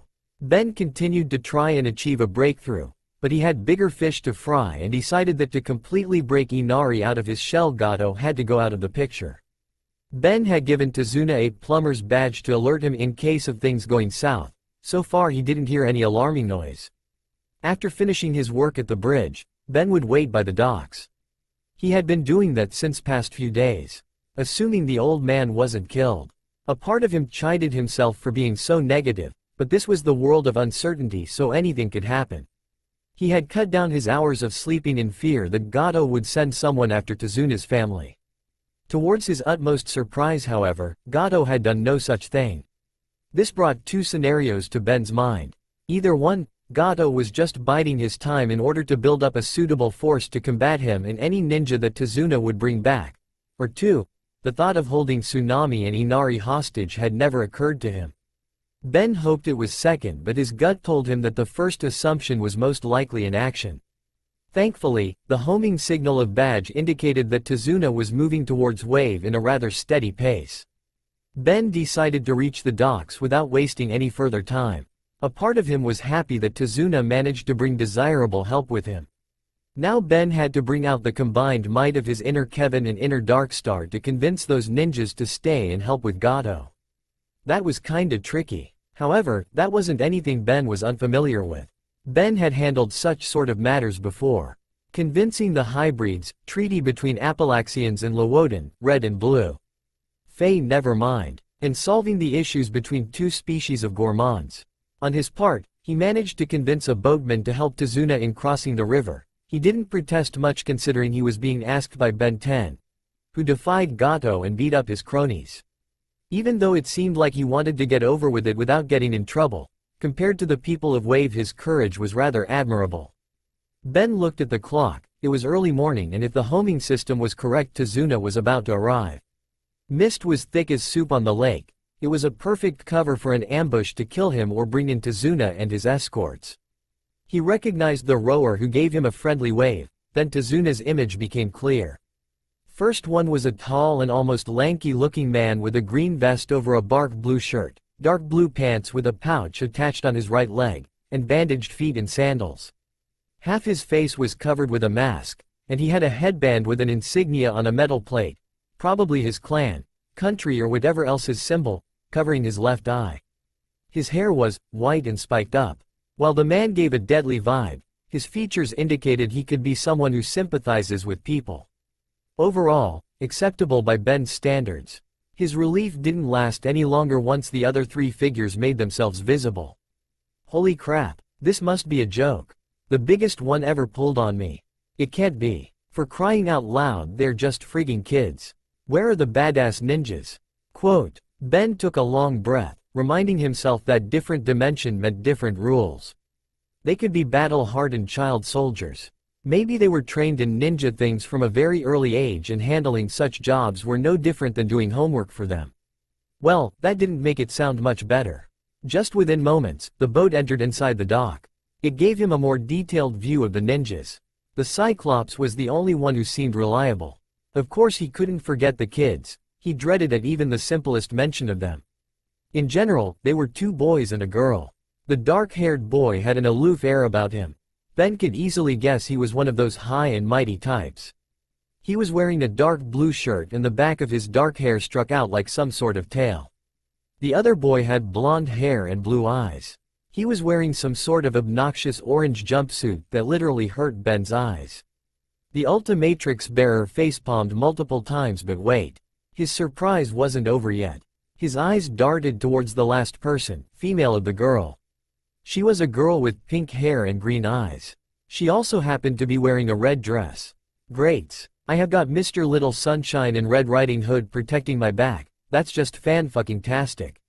Ben was literally boiling from inside but somehow managed to control himself. He walked towards the group who just landed on the ground. Team 7 and their teacher blinked at seeing the newcomer walking towards them, but when Tazuna waved at the said person, all of them relaxed. Ben gathered the whole Asia's politeness inside of him and spoke with a deep bow. Greetings Shinobi-san. I am Benjamin Tennyson. Thank you for keeping our resident Banshee safe. I am glad that his safety was in the capable hands of Konoha's esteemed shinobis. Quote, nice to see you too, brat, Tazuna remarked dryly, albeit with a smile on his face. The other four people had varying degrees of emotions on their face. The white-haired ninja raised an eyebrow and observed how the young plumber was insanely ripped, clearly having the build of a fighter. The dark-haired gave him a blank stare, not caring even a little bit. The pink-haired girl blushed a bit as she responded with a bow of her own. The blonde broke into a wide grin as he yelled out in a loud voice. Of course, the old man was under the protection of Team 7, the greatest ninja team in the whole world. Believe it, quote, Ben felt the urge to smash his head in the nearby wall multiple times. He sighed inwardly, please don't tell me I was like that when I first got the Omnitrix. Quote, getting a hold on himself, he spoke with a fake smile that put even Michael Morningstar to shame. How about all of us head back to Tazuna's place? Fishes make excellent meal in the hands of a good chef, and Tsunami-san is the best in the entire land of waves. Quote, once again Ben was greeted by the loudmouth blonde. It made his eyebrows twitch. That would be awesome. After all, we can't beat the crap out of that Gato guy with empty stomach. Quote, Ben dumbfounded, what? Quote, Gato, you know. The guy who turned Land of Waves into crap. Quote, Ben threw a questioning glance at Tazuna. The old man responded with a sigh as he coughed into his hand, they found out a little bit sooner than I had expected. Quote, the Ultimatrix bearer let out a groan. He gave out a thoughtful hum before turning out to shinobis. Well, thanks for helping out then, soldiers with goodness in their heart. A rare but admiring combination. Quote, the adult ninja turned to him, observing him in a rather spooky way. Finally his single eye curving upward to indicate a smile. "Hello there, I am Kakashi Hitaki, sensei of Team 7. He gestured to Naruto, who gave him a high five. "This is Naruto Uzumaki, the girl, who responded with a friendly wave. Sakura Haruno, and the final boy, who just gave Ben a blank emotionless stare, and Sasuke Uchiha. My Genin squad. Nice to meet y'all all and that, but we should really get going." Ben remarked casually. He added with a friendly smile. "I am coming from a very heavy late night shift at the bridge and I could literally feel lions roaring inside my stomach." Quote, "That's understandable." Kakashi gave a short nod, following by the famous eye smile. And just like that everyone started making their way towards Tezuna's home. Ben and the others had been walking for a while now. Along the way, Ben learned a few things about his new companions. Well, the kids at least. Kakashi was a consummate professional and didn't say anything aside from the occasional dry comment towards his charges. However, from what he could gather and what his instincts told him, he appeared to be a reliable individual. As he initially expected, the kids pretty much turned out to be open books, at least for the most part. He didn't know much about Sasuke, but he appeared to be quite the loner. His answers were monosyllabic and cold, and he didn't seem much interested in talking anyways. Naruto, the one in orange jumpsuit, liked to talk the most. He loved ramen, which was easily understandable as he mentioned it at least 10 times in the last few minutes.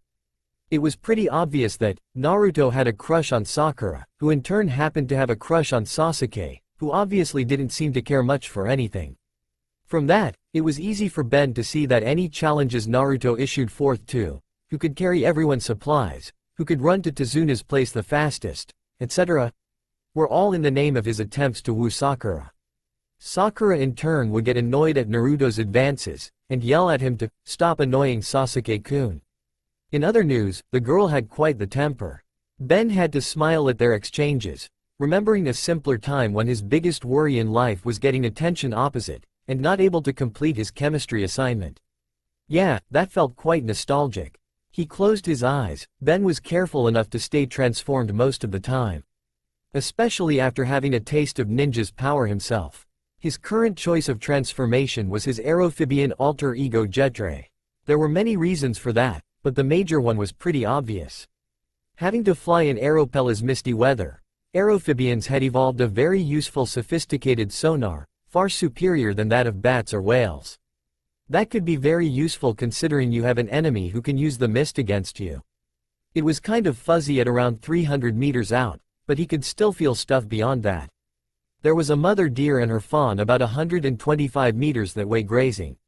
However, he blinked once he realized a human shadow with a very large tree hiding behind trees, constantly changing his positions in high speed.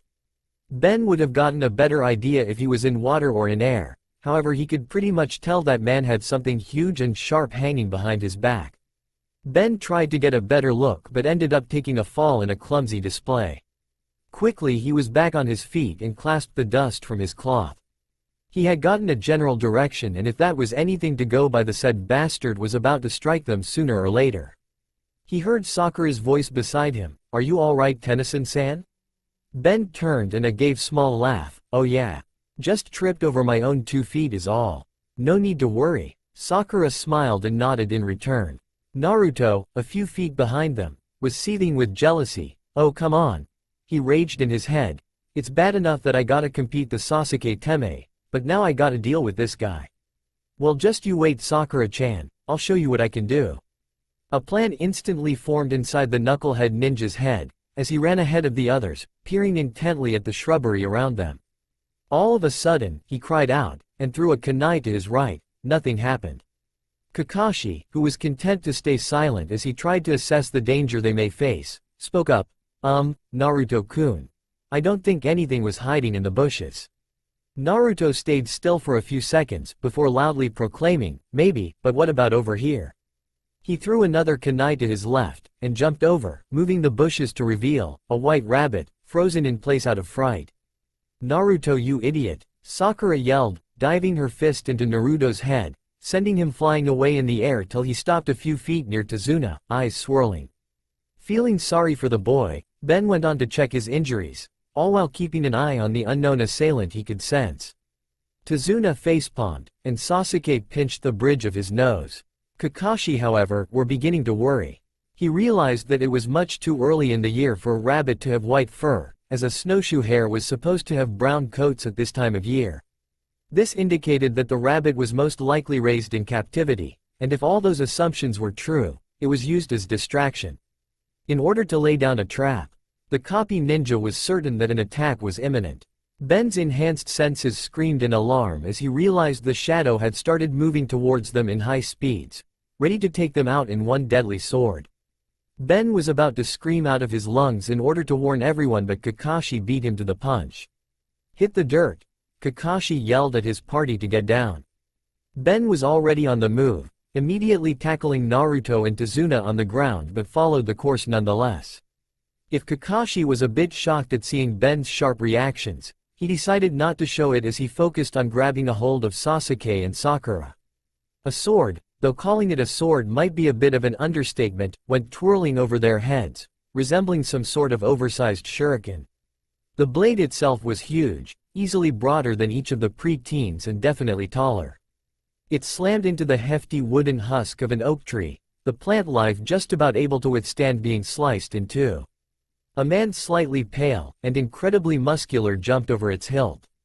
He was rather sinister looking with black spiky hair and dark eyes, wearing a pair of gray-blue pants with gray camo leg and arm warmers. He had a harness on his chest, most likely for his sword if that could be considered one, bandages wound across the lower half of his face, and a headband tied off center on his forehead, with 4 diagonal lines on the metal plate. Kakashi let out a sigh. He had definitely heard about this monstrosity.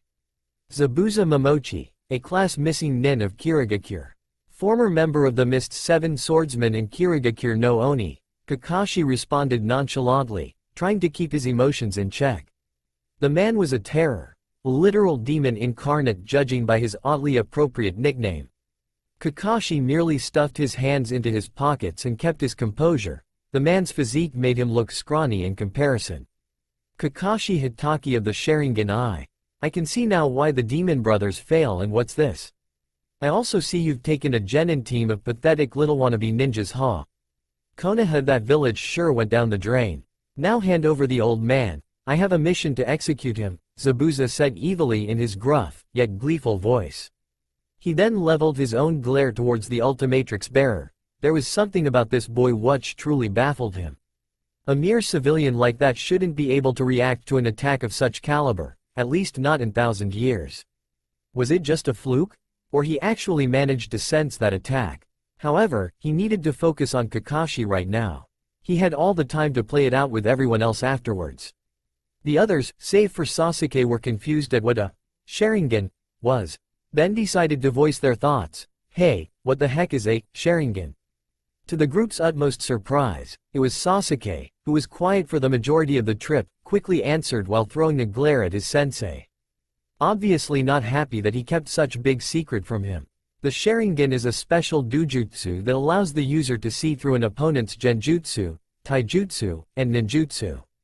That person can then copy the technique and send it back to their opponent in seconds. How did that happen? Only the members of Uchiha clan, my clan, are supposed to have the Sharingan. Is Kakashi sensei? Sasuke thought to himself, still in shock due to the turn of recent events. Come on brat, if you're going to tell them, you might as well tell them the whole bit. Zabuza said from his place above the others. You only scratched the surface of what it can do. You see brats, the Sharingan can analyze an opponent's technique and then copy it to the smallest detail. In the land of mist we had a standing order to kill you on sight, Kakashi. It read that you were the man that had copied over 1,000 jutsu. Kakashi the copy ninja. So we have a really famous ninja protecting us then? Ben blinked in surprise, now really eager to see a warrior from this strange dimension in action. Sorry to disappoint you kid, but that's just going to delay the inevitable. Zabuza spat at the group. Kakashi, hand over old man and I'll let you and your genin squad go. Maybe that civilian too, as I am feeling quite altruistic today. He added with a mirthful laughter. I'm sorry, but you know we can't do that. Kakashi glared at the missing ninja. It wouldn't look very good for Konoha if we just let you have him without even putting up a fight. Zabuza shrugged. Don't say I didn't try diplomacy first. Grabbing onto the hilt of his huge blade, Zabuza kicked off the tree. He landed on the lake, which was disturbingly closer to them, and made a hand sign. Let's see how well you can live up to your name, Kakashi. Hidden Mist Jutsu. A thick mist spread across the land, blanketing the already misted area so heavily that no one could see more than a few feet in front of them. Defensive Formation U3. Kakashi ordered his genin squad, causing them to surround Tazuna and Ben in a frontal triangle formation with Sasuke as the point, Naruto on the left and Sakura on the right. Zabuza is a master of the silent killing technique, a strategy he can enact without making even the slightest bit of sound, and the attacks are so much swift and sudden that even highly experienced ninjas have fallen prey to it. If you're not careful, you'll be dead before you even know it. Protect the bridge builder and the civilian, leave Zabuza to me. Kakashi turned back towards the lake and began to lift up his headband. It looks like I'm going to need this. Ah, the Sharingan, Zabuza voice came from within the mist, his outlined form barely even visible. It's an honor to be facing it so soon. But you know better, Kakashi, it's not going to help you much here. Ben was quite surprised to see Kakashi's second eye, which appeared to be completely bloody red apart from a number of few strange markings which Ben couldn't describe. It was some sort of swirl with 3 teardrops which surrounded the copy nin's black pupils. Apart from that, Ben also saw a nasty-looking scar that traveled across his closed eye, indicating that the said ninja had been through a lot of life and death situations. 8 points. Came the disembodied voice of Zabuza, causing the 3 genin and Tazuna to freeze as the entire atmosphere became filled with malice and fear. Ben closed his eyes and took a long calming breath. This man was somehow capable of exuding pure killing intention, and having it affect their opponent, themselves, and others around them, up to the point of paralyzing them with fear. It was something Ziskare, Diagon and Vilgax enhanced by Malware's techno-organic corpse had made him feel, even showing him various images of him dying a very gruesome death at their hands. What Zabuza made him feel wasn't on that level, but it was enough for making him feel uncomfortable. However, the Ultimatrix bearer managed to regain his bearings within no time, as he had dealt with such situations many times throughout his lengthy and tiresome tenure as a superhero. Such intense thirst for blood. Sasuke thought, struggling to catch a hold on himself. Is this what a high-level battle between 2 Junins are like? It feels like if I make one moment he will kill me. This suffocating feeling. Sasuke thought desperately, bringing a kunai close to his throat. I don't think I can take it anymore. However, before he could do that, he felt a tug on his arms, and he was suddenly reminded of the fact that Ben was standing right behind him. The brown-haired civilian grabbed his shoulder tightly, making the Uchiha flinch. Get a hold on yourself, buddy. Having a mental breakdown right now isn't going to help. Besides, I am pretty sure your teacher won't let this freak get near to touch us. Ben spoke out in a confident tone.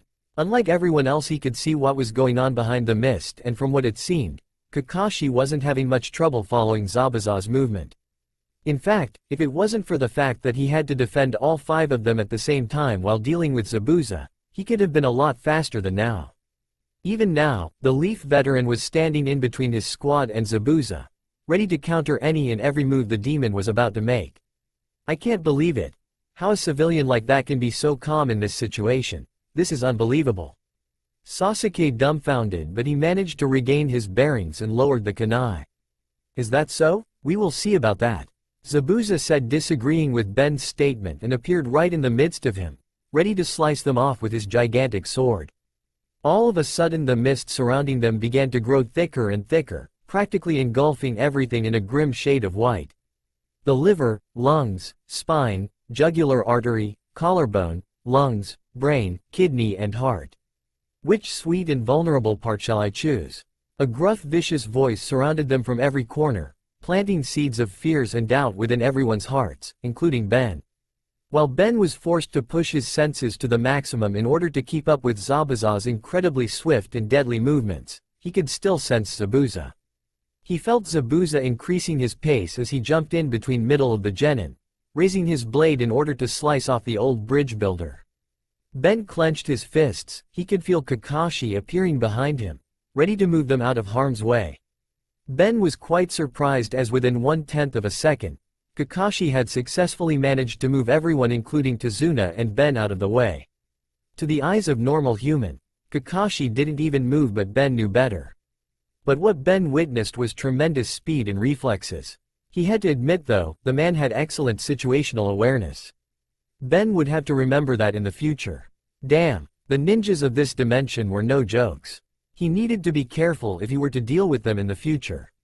However, before they could figure out what to do, another Zabuza emerged from the bushes, and bisected Tazuna at the chest. Ben's eyes widened in horror as the two halves of the old man sprayed blood everywhere and thudded to the ground. Something splattered against his cheek and the young hero touched it with a trembling hand. He got a surprise, though, when he looked at it. "Water," he murmured, wondering how water had splashed him instead of blood. "What did you say?" Zabuza asked, having heard the young plumber's voice. "Did you say, water?" A third voice interrupted as cold steel touched Zabuza's neck. "Yes, he did. Kakashi-sensei." Naruto and Sakura shouted together. Somehow, Kakashi had managed to replace Tazuna with a water clone using the substitution jutsu, hiding the real bridge builder safe in the brush of the forest-ringed lake. The real Tazuna scrambled out of some bushes a moment later. A vicious laugh split the cold foggy atmosphere. Zabuza apparently found the fact that he was being held at knife point highly amusing. Kakashi held the kunai a little closer to the mist nin's neck. "What's so funny?" the leaf Jonin growled out. His mist counterpart's laughter just redoubled, his sides shaking from it. "You, Hitaki," the other ninja gasped out. "You actually think that I'm real?" With that, the man dissolved into nothing more than a splash of water. "A clone?" Kakashi yelled at himself, not believing that he'd fallen for such a simple trick. He hesitated for but a half-second, but it was enough. "Look out!" Ben's yell came too late. Zabuza was already behind him, swinging his sword. Kakashi had to do something and he had to act really fast. His gloved hands flew together, making a seal for the traditional jutsu that helped him survive in such situations countless times in the past. That was bound to work. Zabuza's sword slashed Kakashi in half, and everyone had a look of horror, just before the blood and body parts turned into a spray of water that drenched the four kids at the scene. "Another clone?" Sakura asked, dumbfounded. So this was what it was like to be involved in a battle with a real ninja? The pinkette suddenly realized that she had no place in this clash, and that thought scared the crap out of her. Meanwhile, Kakashi burst out of the surface of the lake with a gasp, having made a successful getaway, but instantly realized that something wasn't right here. The water was dense, as if it was a solid and not liquid. Not good, Kakashi thought desperately as a shadow fell over him. He twirled around the best he could and saw Zabuza hovering over him akin to a bloodthirsty predator, his hands flying together to use a jutsu. His bandages distorted as a psychotic grin illuminated even more of his demonic visage. This time, the grin was large enough to cause an aperture in the wrappings and allowed Kakashi a glimpse of his hidden facial features, complete with razor-sharp teeth filed to points. Clearly he took his moniker as the Demon of the Mist Village very seriously. Water prison jutsu. Kakashi's mind went blank as he was enveloped in a sphere of spiraling and ever-moving water, rendering the Jonin absolutely incapacitated of doing anything. "I'm a little disappointed. After hearing so much about the great Kakashi, I honestly thought you'd put up a much better fight than this."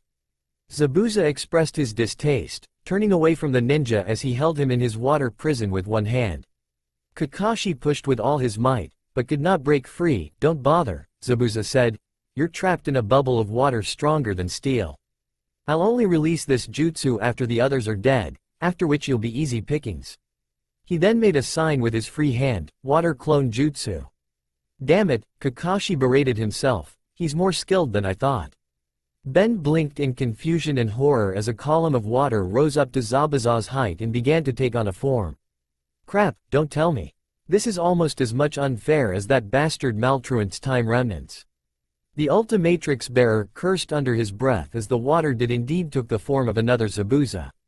The situation was bad enough with Kakashi trapped inside that freaky water vacuum thingy.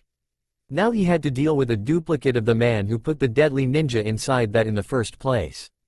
All while defending everyone. This wasn't going to be easy. The clone made it to dry land, and started to speak, glaring at the rest of Team 7 and the Ultimatrix bearer. "I am so going to enjoy this." Quote, Speaking of mist, the dense fog surrounding the area once again intensified and the water clone instantly vanished into its cover. A foot lashed out of the mist. A foot so big it practically dwarfed the genin's head. It was headed for a stunned Naruto, too fast for the blonde to even comprehend it. Ben caught it, saving the orange-clad ninja a sandal print to the face. With narrowed eyes, the brunette blocked the follow-up strike, batting it away with an elbow before he brought both hands up. The four-pronged symbol on his chest made itself visible and a bright emerald glow engulfed the entire mist. Naruto's eyes widened in amusement as he watched the brilliant display of strength, coming from a civilian nonetheless. Ben jumped up and grabbed Zabuza lookalike's head. Everyone's heart missed a beat as Ben pulled it apart as if he was plucking some fruits. The clone's body immediately shattered like pieces of domino. Everything emerged back into water mixing with the Mother Nature, except the bandages though.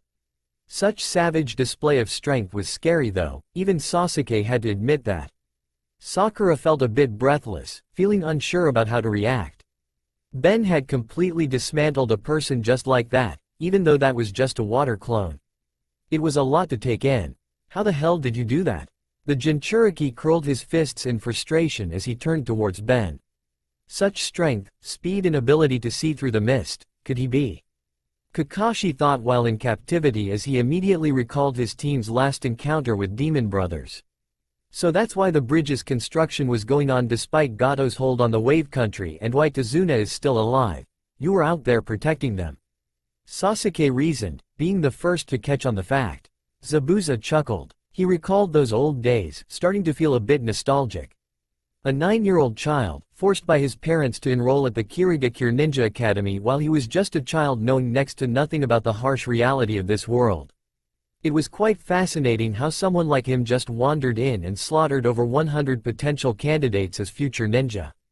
He believed that was where the moniker had come from, Demon of the Hidden Mist. It made sense in retrospect. He had shown no mercy even at the tender age of 9. Ben took a long breath and widened his stance. It felt good to crush that water zombie, but he still had to deal with the genuine article. Who did seem like a tough customer? Flashback. Kakashi stared down the two notorious missing nins that had just made an attempt on Tazuna's life.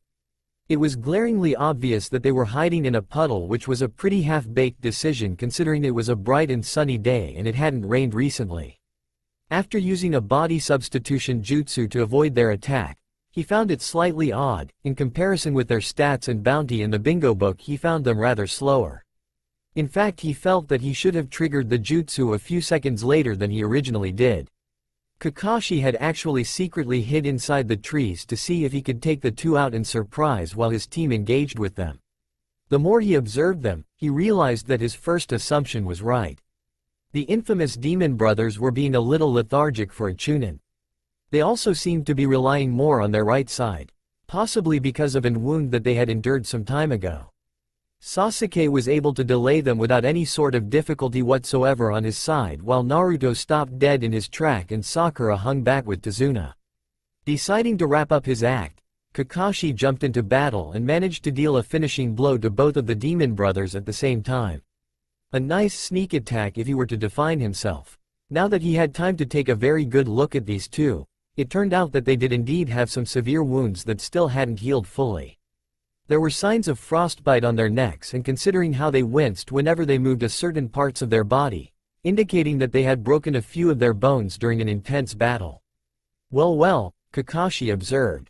Isn't this interesting? It seems someone had the honor to beat the crap out of you too. Care to explain? Grr, Maizu growled angrily. The bite of their loss just felt as bitter the second time around. Someone who protects the bridge and the old man. He has this weird bloodline limit, allowing him to transform into various creatures with different abilities, and he is good, scary good with them. That's why Gato's men call him the Beast, Guzu hissed angrily. The Beast? Kakashi blinked. That was indeed a very odd name.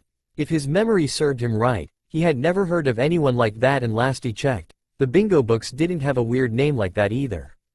However, he did observe that Tazuna recoiled slightly at the mention of the Beast. It seemed that he knew who the Beast truly was. Also, he could easily tell it wasn't because he was scared of him.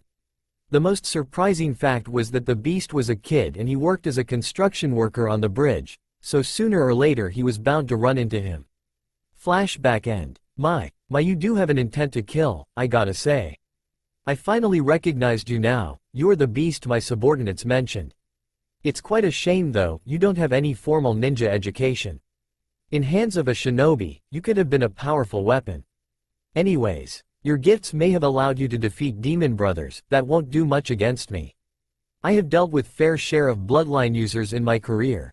Zabuza announced with a menacing growl. Let's see who is the bigger monster amongst us. Ben grinned, as he stepped forward, ready to face the swordsman standing in front of him. And he is not alone in this, ninjas of hidden leaves are going to fight alongside him. Believe it, Naruto took a step forward, his teeth gritted and fists shaking. His hands shifted into a familiar hand sign. Ben blinked in surprise as within a cloud of smoke 100 more Naruto look-alikes appeared and rushed towards Zabuza. Zabuza didn't even bother to react as he swung his sword wildly, even though multiple duplicates of Naruto dog piled onto the rogue ninja with a rather impressive coordination. None of his swings missed the target. Despite being forced to use only one of his hand and restriction in his movement, Zabuza swatted all Narutos as if they were insects. Within a few seconds all of them had exploded back into a cloud of smoke. TCH, it would take thousands of you to beat me.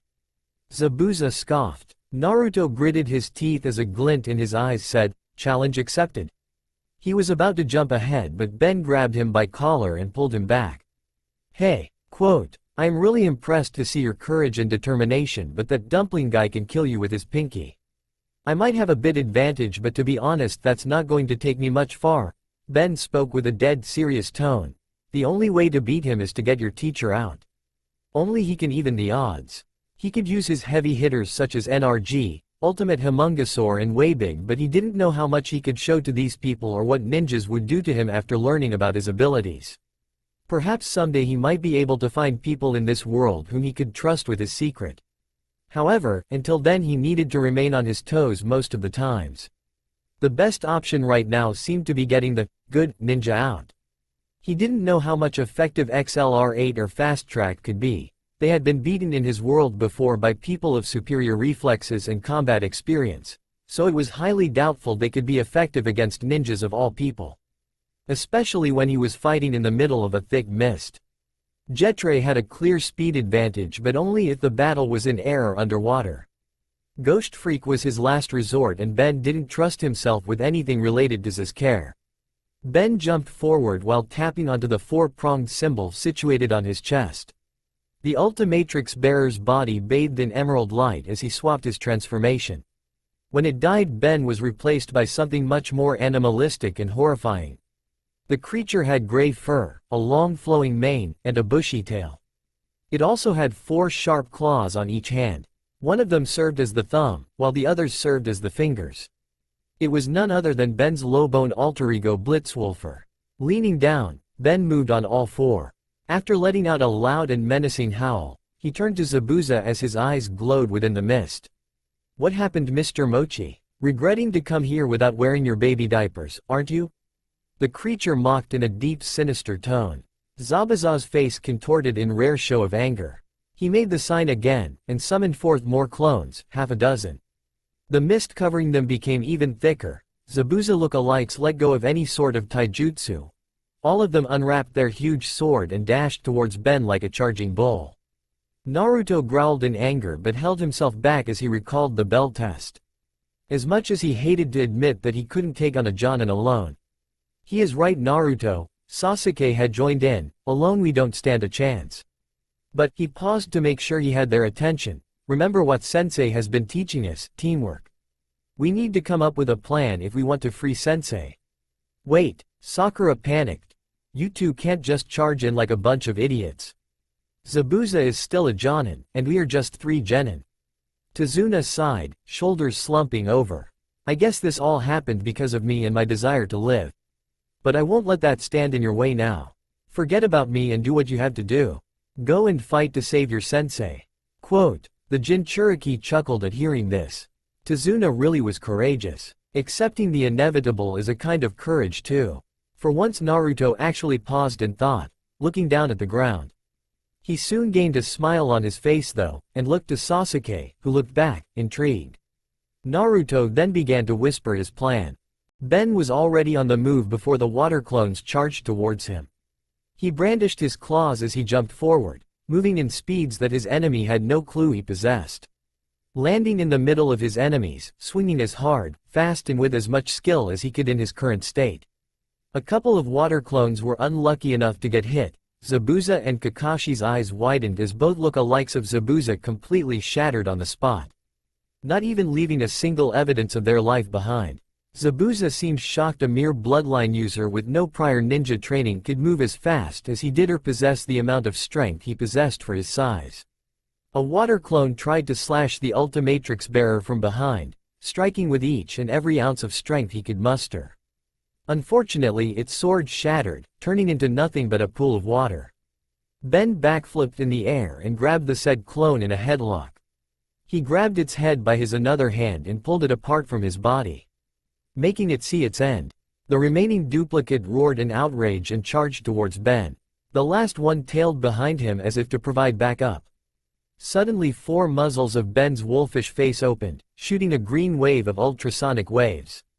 The duplicate felt the force of several rhinos slamming onto his body as he flung in the air. Another one was caught in the motion too. Both look-alikes kept spiraling in the air until their heads smashed onto a giant boulder. Their heads bursted out in numerous droplets of water and their bodies soon followed the course. Ah, this is a real shinobi at heart. He could have been something back in the bloody mist. Perhaps he can join me in Haku when I. Zabuza was so much intrigued by the battle, that he almost didn't notice the giant shuriken headed his way, almost. In an amazing display of strength Zabuza caught it effortlessly, in between 2 of his fingers nonetheless he glanced over to the mainland, shooting a cocky smirk at Sasuke, who was the one to attack him. Gonna have to try harder than that brat. The swordsman blinked in surprise as he saw Sasuke was still gazing intently. Zabuza then noticed that a second shuriken was headed his way. A shadow shuriken to hit me after I caught the first. Trying to force me to move Smart, but not smart enough. Indeed, Zabuza just hopped over the shuriken, glaring at Sasuke. You can't touch me, kid. But Sasuke just smirked. Zabuza grew puzzled, but heard a puff come from behind him, and saw that the shuriken had transformed into the Jinchuriki himself, poised to throw a kunai, with an exploding tag attached to it. A transformation. Mass Shadow Clone Jutsu. Naruto yelled while in mid-air. Zabuza's eyes widened as reality itself flashed into orange. More than 1,000 Naruto look-alikes appeared alongside him, all of them charging towards him like an eagle. Genin or not, Zabuza couldn't take such number lightly. Not wanting to get seriously injured, he was forced to dodge the sea of orange, letting go of the water orb, as multiple explosions shook the area. Team 7 cheered at the success of their plan.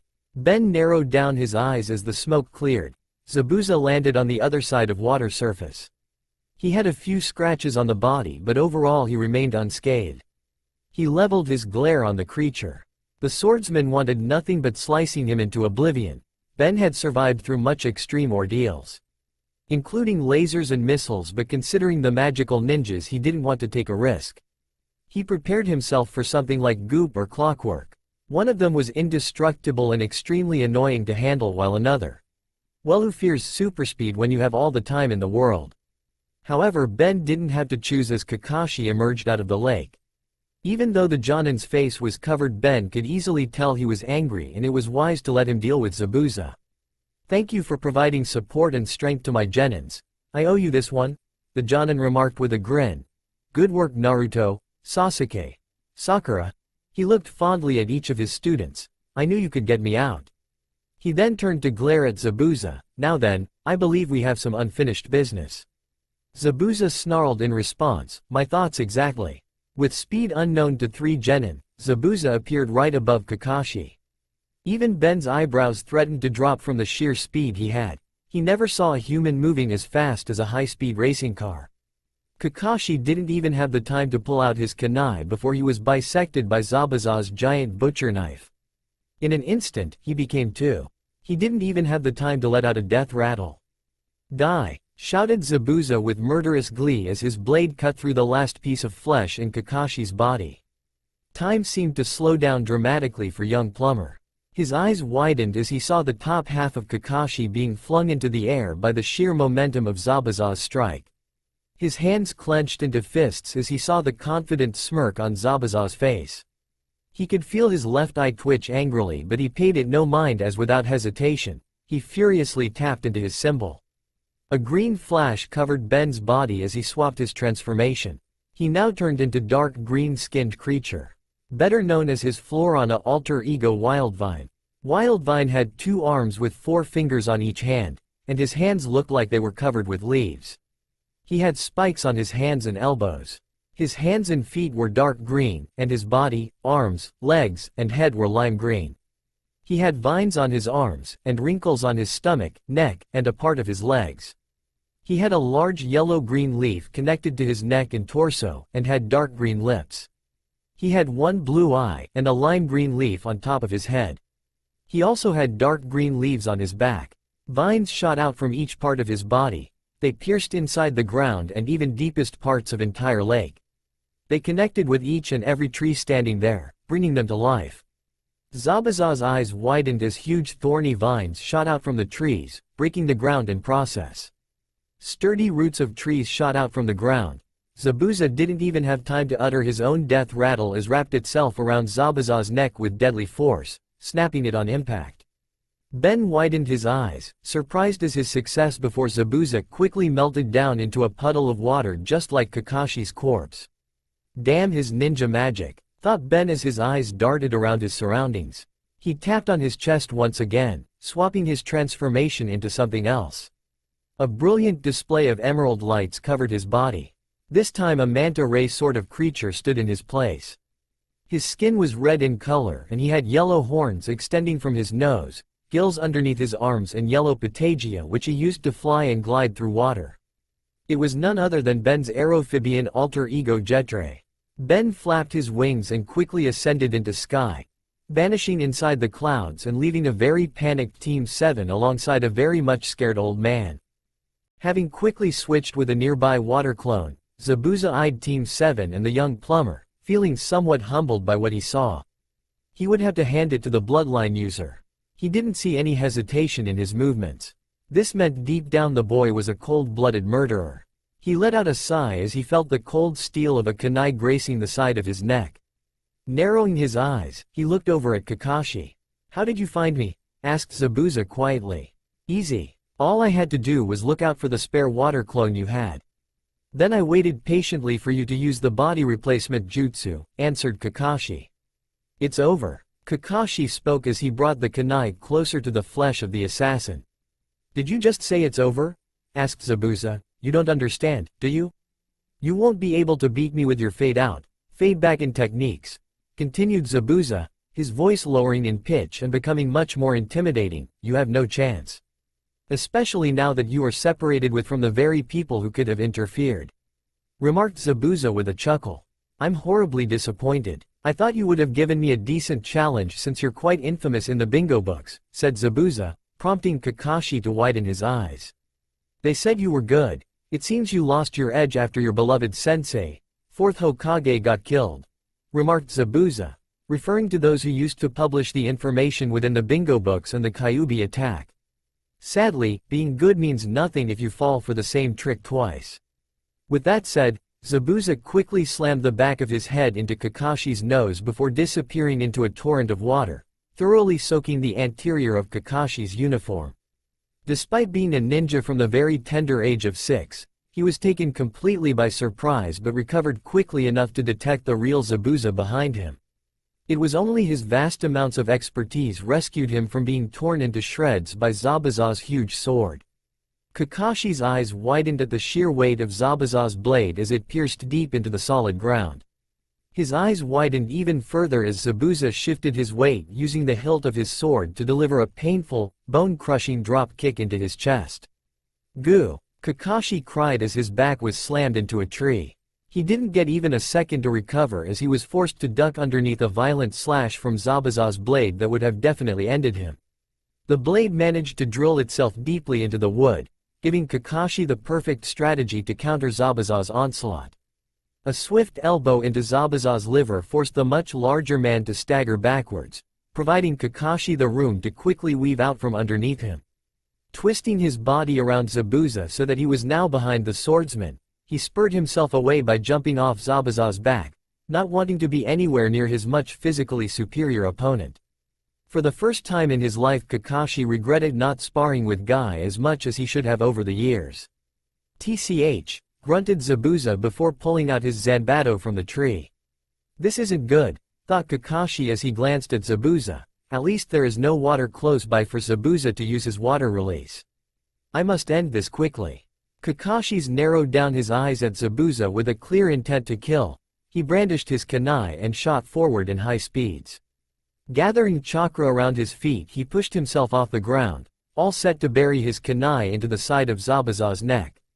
"Too easy," shouted Zabuza as he impaled his massive blade through Kakashi's stomach. With a revolting feeble sound, Kakashi slowly slid down the blade, his weight forcing him to endure even more pain. Zabuza smirked at his victory before widening his eyes as Kakashi grabbed his neck. He looked up into Kakashi's eyes, taking note of his almost casual smile before he felt his muscles clench and tighten up uncontrollably as electricity was sent through his body. "Gugurk," Zabuza cried in pain as Kakashi's body dispersed into a human-sized bolt of electricity, forcing him onto his knees. Kakashi didn't miss his chance to strike the incapacitated swordsman, dashing out from his hiding spot and charging a significant amount of lightning chakra into his right hand. He charged towards Zabuza, his hand poised to deliver the finishing blow. "Chidori!" Kakashi hustled forward like a bullet, ready to pierce Zabuza's heart, and he could have easily done so only if Kakashi's strike could have gone deeper. Zabuza grabbed his wrist as chakras swirled around his body. The copy nin realized something went wrong. While his attack did injure Zabuza, it didn't injure him enough. Zabuza must have been pushing himself beyond his limits ever since he defected from Kiri. His reflexes and chakra-enhanced durability made him capable enough withstand his attack just by sheer strength and durability. Blood dripped from Zabuza's wounds as he smashed his head onto Kakashi's. The copy nin stumbled backwards, his eyes becoming watery due to taking a heavy blow on his nose. Finally, Zabuza gave him a powerful uppercut which sent him flying through the air. Due to tremendous shinobi training, he was able to quickly land back on his feet. He tried to take a taijutsu stance but fell on his knees. Realizing he was hit by chakra exhaustion, Zabuza let out a chuckle, not even a little bit affected by the wound on his chest. Kakashi cursed as he realized where he went wrong. Zabuza was living in a war, but he wasn't. The copy nin hadn't fought against someone of his caliber and intent to kill. Guy was truly a beast, but their spars were just spars. A method to maintain their shape and not lose their sharp instincts. Zabuza, on the other hand, was a fugitive of high caliber. He had to fend off enemies from all sides. It was Zabuza's drive for survival which allowed him to beat Kakashi today. Kakashi closed his eyes as Zabuza walked towards him with the massive blade in his hand. "I hope you forgive me in afterlife. Ren, Obito, Minato-sensei." Quote. He took a long breath, preparing to face his death proudly. However, before Zabuza could attack him, several emerald beams fired from the sky, sending him spiraling backwards. The swordsman cried in pain as if he had been stung by a horde of bees. Zabuza tried to stand up, but he couldn't. He quickly deduced that his nervous system had been attacked. Jetray descended on the ground with the speed rivaling of ballistic missile. Without wasting a single moment, he smashed his glowing fist into Zabuza's neck. Utilizing Grandmaster Kundo's famed technique, the impact of the fist made Zabuza's skull smashing on the ground, digging a hole underneath. Quickly Ben tapped onto symbol. An emerald flashed, engulfed his body as he transformed into something else. It was red-skinned muscular humanoid creature with an extra pair of arms. It had spikes on his arms and head. Not only that, it also had 2 front toes on each foot. It was approximately 12 feet tall, and it was dressed up in a white t-shirt with a black line going down it, black pants, and fingerless gloves. That was none other than Ben's Tetramend alter ego 4 arms.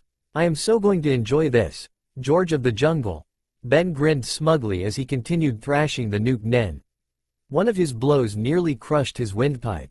It was by some miracle that Zabuza didn't die just then. Ben's eyebrows twitched lazily before he grit his teeth in anger. Ben didn't know if this man deserved to live or die, but he needed to kill him before Zabuza could do the same to him. There were no second-chance scenarios here. Ben needed to do the inevitable. Ben could see him choking and the blood staining the bandages covering his mouth as he gripped him tighter. Release Zabuza-sama at once or the lives of your comrades are forfeit. Ben growled low in his throat and turned, only to freeze at the sight he saw. A masked ninja, obviously affiliated with the bastard in his grip if his ridiculous term of endearment was anything to go by, stood calmly in between Naruto and Sasuke with his arms spread in either direction. Senbon pointed directly at the throat of both Naruto and Sasuke. Ben let out a groan. This guy must have been a hell of a lot fast. He carried Naruto and Sasuke all the way here within no time while Ben was busy in giving Zabuza a beatdown. The situation could have been worse. The masked shinobi could have easily killed Naruto, Sasuke and Sakura and Tazuna too, before he appeared here. It was a quick decision. Ben slammed all four of his hands as hard as he could into Zabuza's temple and tossed him roughly towards land. So he could get enough time to swap into something which could deal with the crazy speed of said villain. However, the masked nin took his opportunity and fled with him before anyone could even blink, disappearing in a shower of water and what looked like ice. Ben didn't know if he was hallucinating or the adrenaline surging through his veins was playing tricks on his ears, but he could have sworn he'd heard someone whisper, "Thank you." At least he didn't try to kill us. Kakashi sighed with a lazy yawn. Back into his sitting position. What the heck just happened? Sasuke demanded the moment they were all close enough, wincing as the energy seemed to be leaving him. It's ridiculous. Naruto huffed in annoyance, wiping a pearl of crimson blood from his throat. That masked ninja just appeared out of thin air ready to take out our throats. And he was around my age too. You should have paid more attention to your surroundings, Dobi. Sasuke frowned. Don't put this on me. Naruto screamed. Kakashi let out a sigh. He took out a soldier pill from his pocket and gulped it as fast as he could.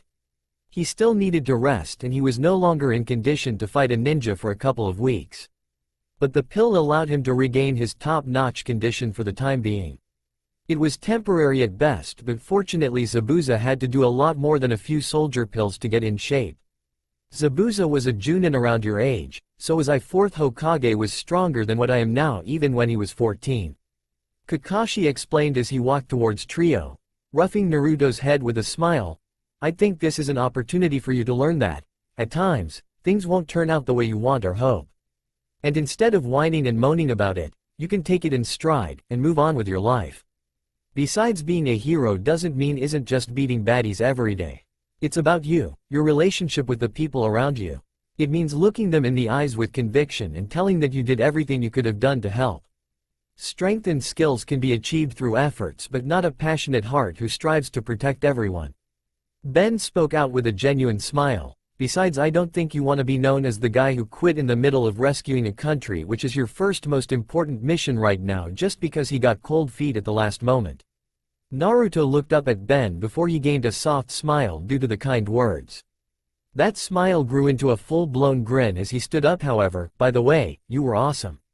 How did you do all that? And what was that transformation jutsu you pulled out back there?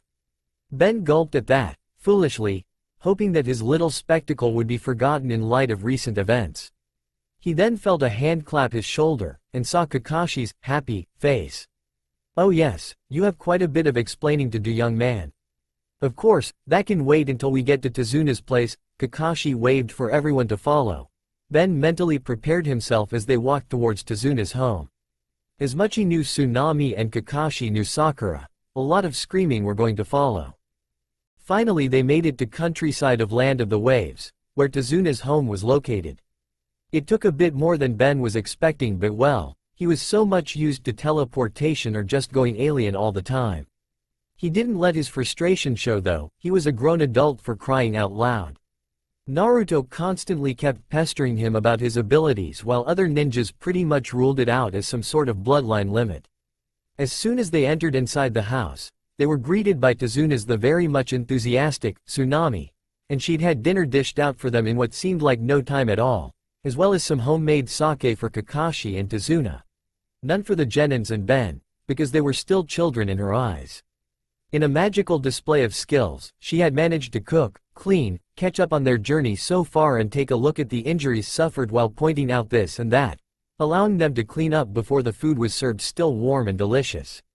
As they settled down, Kakashi was the first one to address the elephant in the room. "Now, Ben, what do you have to say for yourself?" Quote. Everyone turned to Ben, who let out a yawn as he stretched his hands. He wasn't prepared to share his secret with the ninjas, even those who seemed good. Man, they were called ninjas for a reason. "So, what do you want to know?" Quote. Kakashi replied casually, "Your village and clan would be nice. And where did you get these abilities of yours?"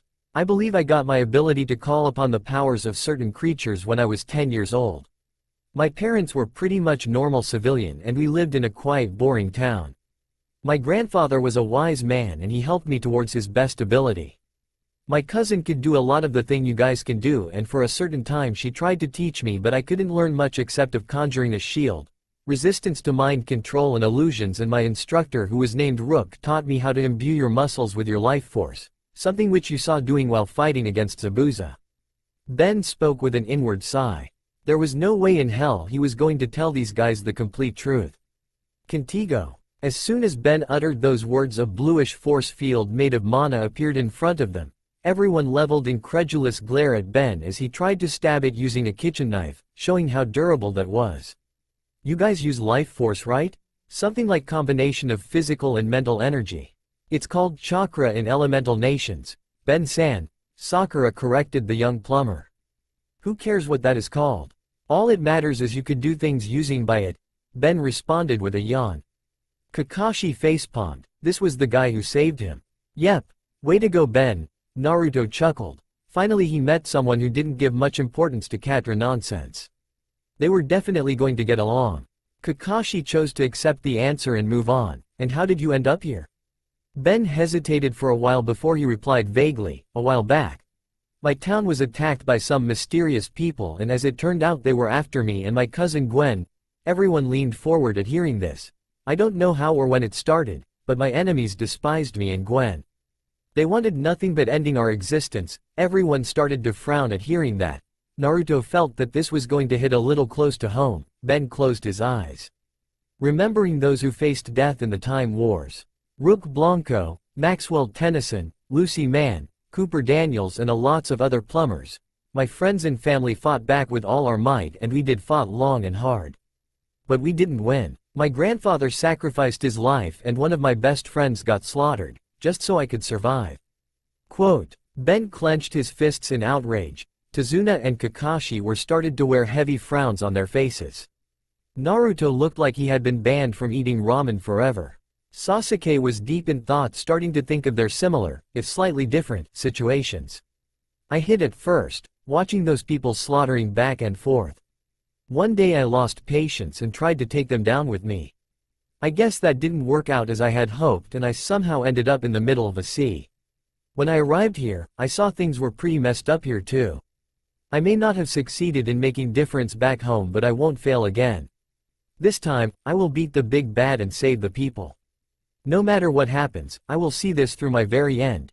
Ben concluded with fire in his eyes. Tsunami and Sakura had started full-on crying at this point. Inari had tears streaming from his eyes. Sasuke was deep in thoughts, awkwardly patting Sakura's head, who leaned in for support.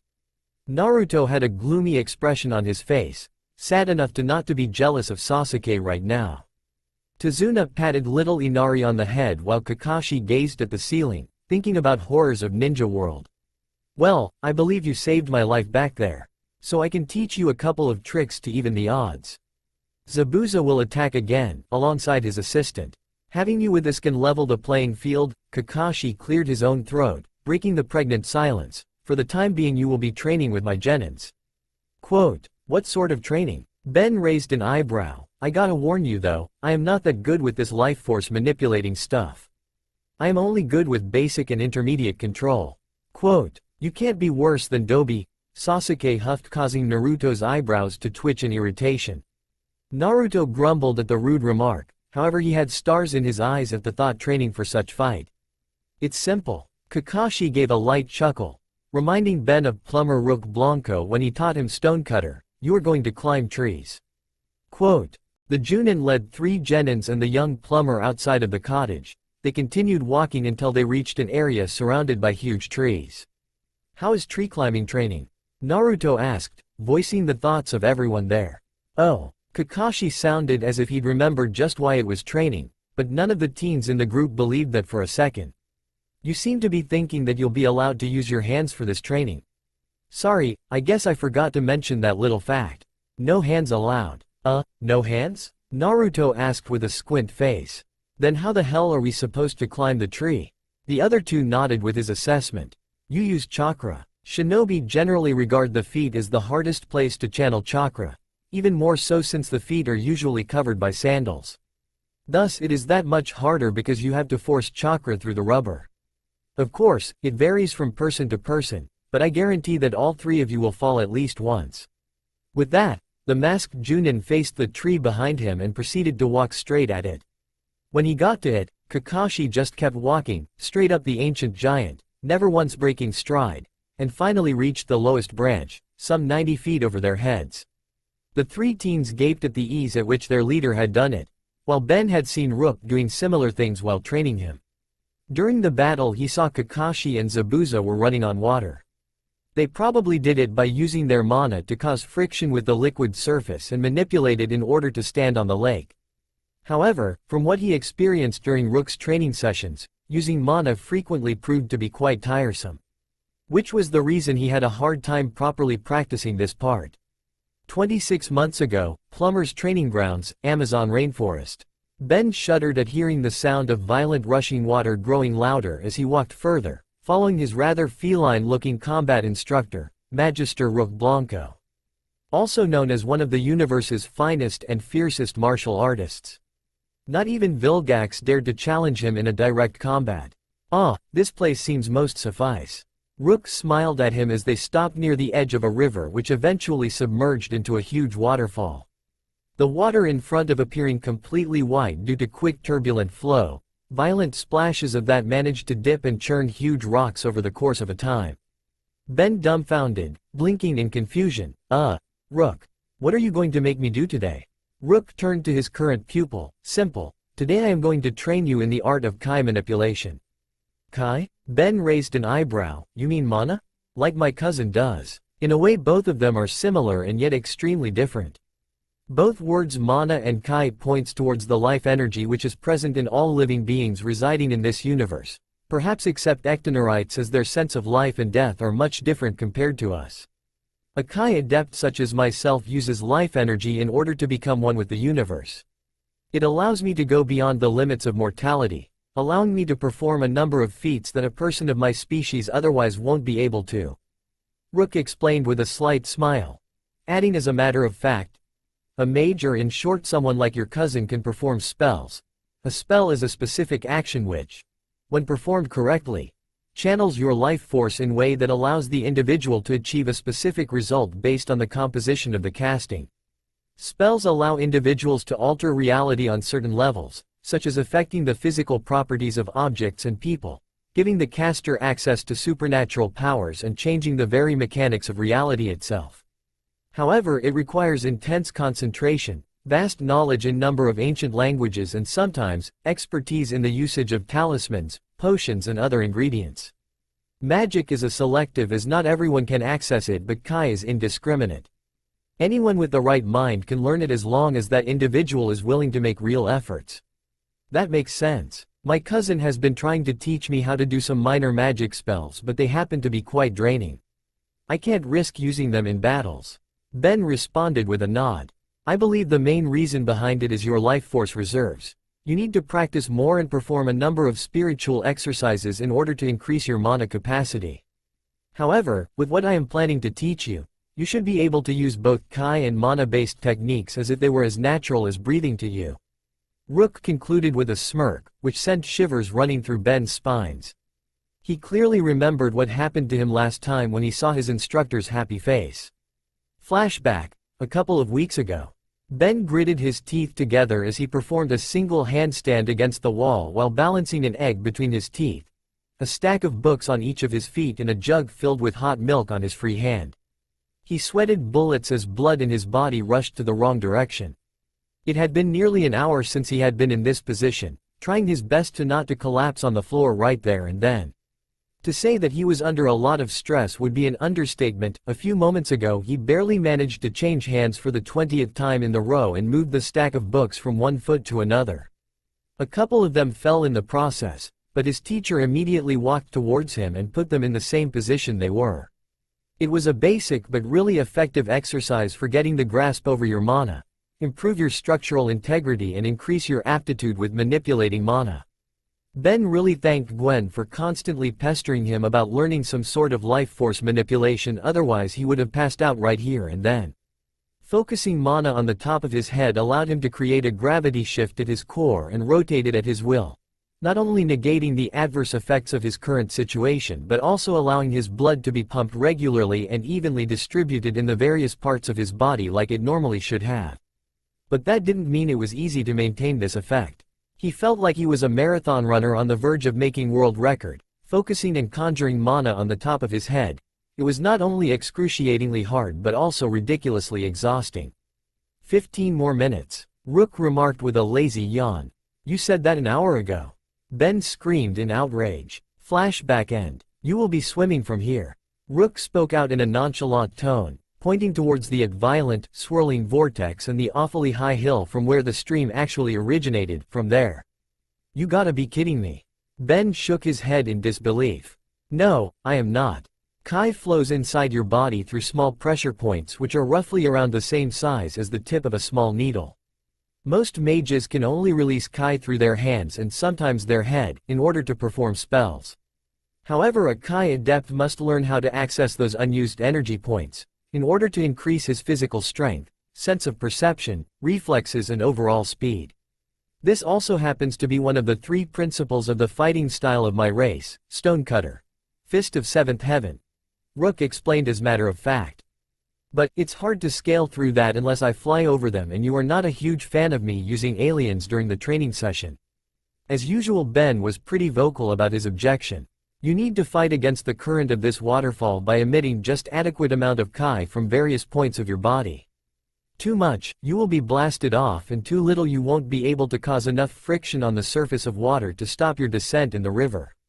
The main issue you will be facing here is how to force out your Kai through your clothes and shoes. Of course, the amount may differ from person to person. In short, it's about finding the balance between 2 opposing forces. Only then you will be able to climb through the upward stream and reach the hill up there. Besides, there are also a lot of side benefits. Swimming against the current, especially with the huge vortex in this corner, will help with increasing your body's resilience to physical damage. Your overall muscular endurance will be increased. Rook responded in a casual tone, as if this wasn't such a big deal. It's not like I mind working my ass off, but this is quite risky. Ben sighed, appearing unsure for a moment. He didn't want to get sucked inside the torrent and lose his life by getting his head smashed against a bunch of jagged rocks. Ben, I know this probably seems harsher compared to other traditional forms of training you are used to, but promise me when I say, this is the only way you can match against the likes of Kyber and Cervantes. You have the Ultimatrix and you are quite proficient at using it, but there might be a situation when you may require other forms of combat in order to defeat your enemies. Or where your teammates are not with you to make up for your weaknesses. And trust me, everyone does have a weakness in some form. No one is completely unbeatable. It's also highly likely that the number of your enemies are just going to pile up as the time passes by. You must advance as fast as you can. There is no other option, Rook claimed in a serious tone. After thinking for a while, Ben's eyes hardened. Remembering how helpless he felt when Albedo took away his Omnitrix, how he couldn't do a single thing when Charmcaster sacrificed their souls to some ancient demon, in order to revive her father. He hated feeling weak, especially after spending most of his lives trying to make others believe that he was awesome. He never wanted to find himself in such situations once again. Fine, I will do it. Ben sighed in defeat, but I need to use Blitzwolfer first, he added in a slight mortified tone, staring at the turbulent water. This is going to be a long day. Flashback end. Recalling his previous lessons, Ben took a long breath. Within no time the energy started gathering around his feet. They started to glow with cerulean aura as Ben walked towards nearby pond. Water was known to have natural surface tension and would resist the efforts of anything trying to break through. Of course, that only went so far, and anything heavier than an insect couldn't really take advantage of it. Surprisingly, as soon as Ben put his foot on the water, it became stuck like a gum. Ben took another step forward. It felt squishy, like standing on thick jello. Naruto grabbed one of the kunai and turned to a tree, a determined look on his face. "Just watch," he yelled. "I'll master this in no time, believe it." With a cry, Naruto rushed his tree. He planted a foot on its trunk, and lifted the other foot, running up a few steps, but fell on his head with a loud thud. Sasuke rolled his eyes at the blonde's display, and then ran to his own tree. He climbed higher than Naruto, but he soon shot backwards off of the tree, splintering the wood. He managed to right himself before he fell to the ground though.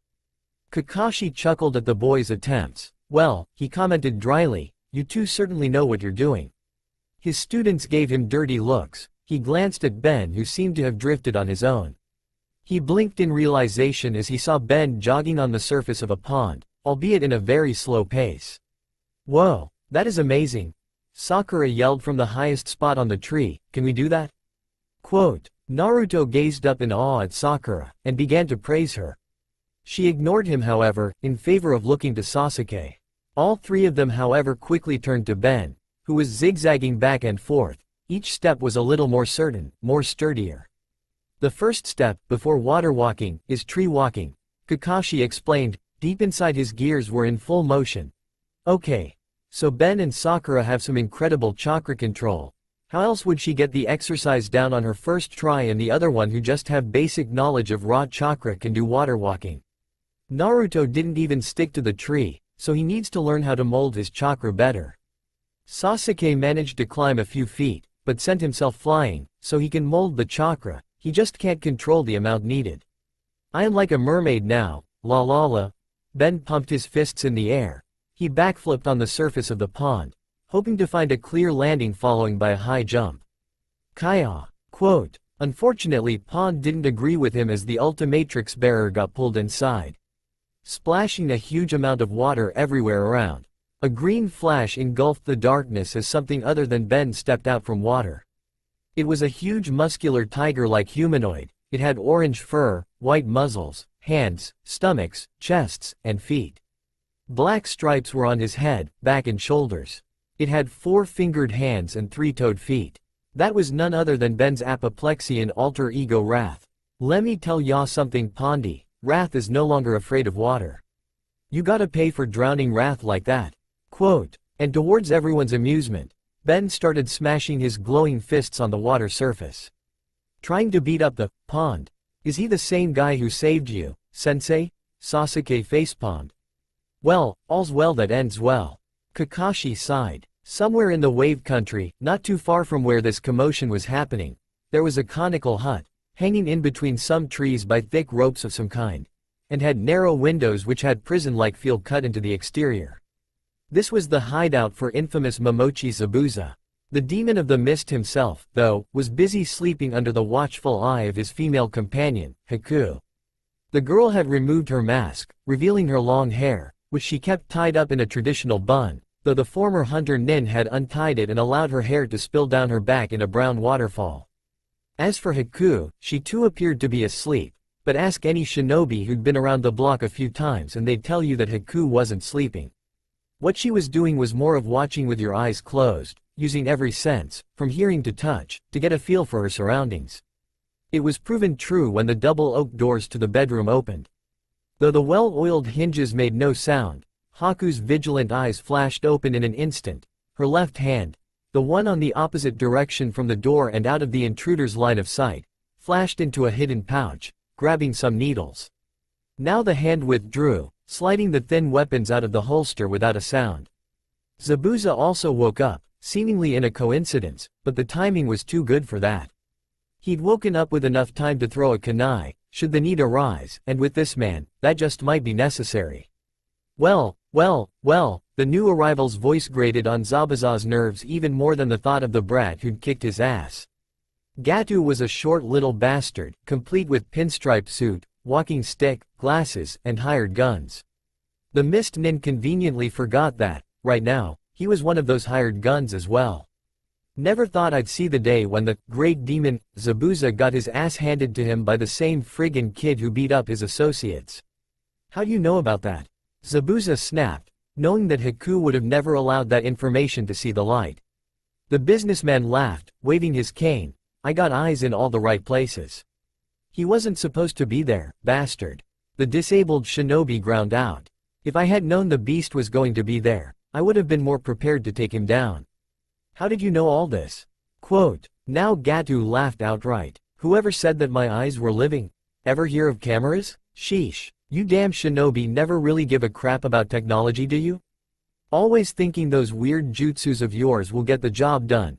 The tiny man held up his hands in a helpless gesture as he spoke before leveling his walking stick at Zabuza. When will y'all learn that the ultimate weapon is money? Look, thanks to money, I can afford people like you. And I can bribe fools into doing what I want. No blackmail or evil jutsu needed. Face it, you're obsolete. You will not speak to Zabuza-san that way. It was the first time Haku had spoken in the tiny bureaucrat's presence, and there was some heat to the girl's cold tone. If you will not leave now, I will kill you. Ah, you kill me. Gatu taunted, now rounding on Haku. He took a couple of steps forward and reached up with his cane, poking Haku roughly in the cheek a few times. As if you could. Haku's arm flashed and Gatu's cane went flying, shattered into two pieces by the force of the kid's blow.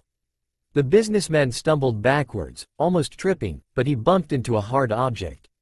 Before the tiny man could see what he'd hit, an arm snaked around his neck and a hand on the back of his head pushed forward, forcing Gatu into a choke that had the man turning blue and gurgling for air in a matter of few seconds. Yes, I can kill you. Haku's breath tickled the side of the man's face, and her voice was low in the short man's ear. Gatu would have even called it why if there wasn't an incredible amount of malice just beneath the surface. He didn't get any time to catch his breath as the hunter nin seized his arm, crunching the bones together, and hurled him to land at the feet of his hired samurai. All three took one terrified look at Haku, who raised some threatening senbon in warning. You should leave while you can. I am really pissed off right now. The masked ninja snarled, giving the shrewd businessman and his cronies a glare which looked like it could burn through their skulls. One more chance, Gatu shouted in a show of fake bravado, shaking his unbroken hand into a fist. I am giving you just one more chance to finish this. If you fail, I will let every ninja in the freaking bloody mist know where you are. Gatu and his two thugs left, slamming the door on their way out. Zabuza watched as his best weapon strode over to the doors and jerked them closed, the only thing betraying his irritation. You didn't have to do anything, Haku, the laid-up Junin told the icy shinobi. He lifted the covers on his bed, revealing the hidden kunai that he could have killed Gatu with in a heartbeat, had the little idiot given him the chance.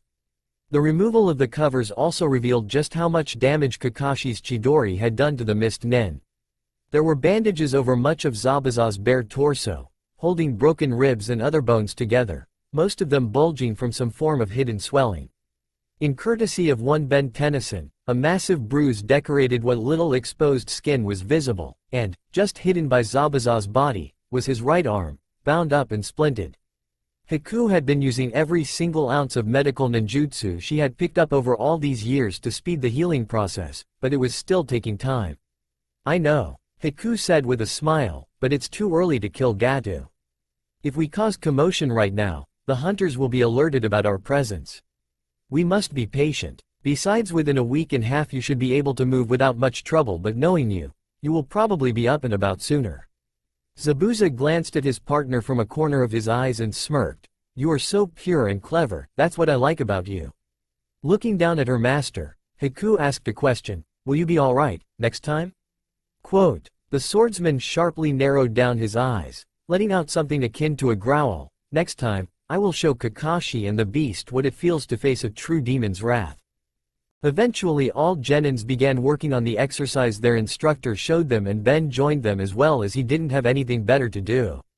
Besides, Kakashi put emphasis on mastering this technique before he could teach him anything else.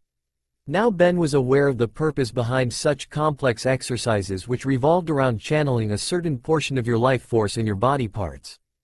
Stonecutter was all about channeling the right amount of energy through your fist in order to generate an incredible output, providing you the opportunity to take out someone or something many times durable or stronger than you. Now the second part was a bit trickier, and it was something he didn't bother to work on ever since he finished training under Rook. In order for the Stonecutter to be truly impactful, one needed to control and maintain channeling the right amount of Kai through her muscles, allowing themselves to increase their strength, perception and speed for the time being. After truly mastering how to do that, you can also figure out how to use the Stonecutter in a defensive way. Rook decided to leave it up to Ben, believing that he needed to move forward and figure out his own path from there. Something which his own master did with him. However, whenever he found himself in a really tense battle, it became harder for him to focus on his Kai and maintain his Kai levels, which had proved to be disastrous during some of his battles. However, there was no way around that except performing the basics again and again until it became the second nature to you. At that time, Ben was busy dealing with the combined forces of Maltruant and Vilgax. So finding time to revisit his training was a bit harder. It felt awkward the moment his feet touched the tree. He had no trouble causing friction with the surface and actually stick with it. Wearing sneakers and socks didn't make that much of a difference since Rook made it compulsory for him to wear them during the very beginning. To be honest, it was a lot like jogging, but as he started scaling the vertical surface, he felt the push of gravity. With every step he took, he needed to make sure and add enough strength. At the same time, making sure not to overdo it and get blasted off the surface. The main issue lied in the fact that he needed to constantly change the amount of Kai once he started climbing his way up, and to climb down you also needed different amount of Kai. Which was easier said than done. Even though Sakura managed to perform the exercise with ease, Kakashi insisted that for now, she needed to continue practicing this with her team. Naruto had it the toughest. He could barely climb 5 steps before hitting the ground. However, he was bound to have trouble with chakra control thanks to his special background. Sasuke managed to somewhat reach in the middle, but he had trouble with progressing further. Ben was clearly having a better time than those two, but he still couldn't reach the top with as much ease as Sakura did. This is different than what I am used to, Ben thought as he took a seat next to his tree, taking a few sips of orange juice from his drinking bottle. While I can gain momentum by running towards tree, it messes up the amount of energy I need to emit from my feet. With every step I take, it gets more and more difficult. I need to figure out how to stand before I learn how to walk. Sasuke stared at the young Tennyson, who appeared deep in thoughts, deciding to watch him closely. He knew that the mysterious boy was a capable fighter, and he had managed to defeat 2 Chunin-level ninjas by solely relying on his Kekkei Genkai without having any sort of prior shinobi education whatsoever. There was something unusual about him. He had already seen one of his transformations in action, and that was pretty darn impressive. If he could fight someone like Ben and win, then he would get one step closer to killing him. He noticed that Ben had stopped from working on the exercise, the look on his face suggesting that he was strategizing about something. Most likely the exercise on their hands. Standing up on his feet, Ben slowly placed his feet in the tree, took a certain number of steps and just simply stood there. Not falling but not advancing either. He stood there for 10 minutes straight, taking several long breaths while doing so. What is he up to now? The point of this exercise is to reach the top of the tree? Not just stand there. Sasuke blinked in confusion, unable to figure out what the young Tennyson actually intended to do. Suddenly, a grin formed on Ben's face as he jumped out of the tree. Taking a few steps back, he took a short run and started climbing the tree. However, this time he slowed down his pace around the part he was standing before. Afterwards, he kept going, and going at an extremely relaxed pace. This time he was able to smoothly reach the top branch of the tree without any sort of difficulties.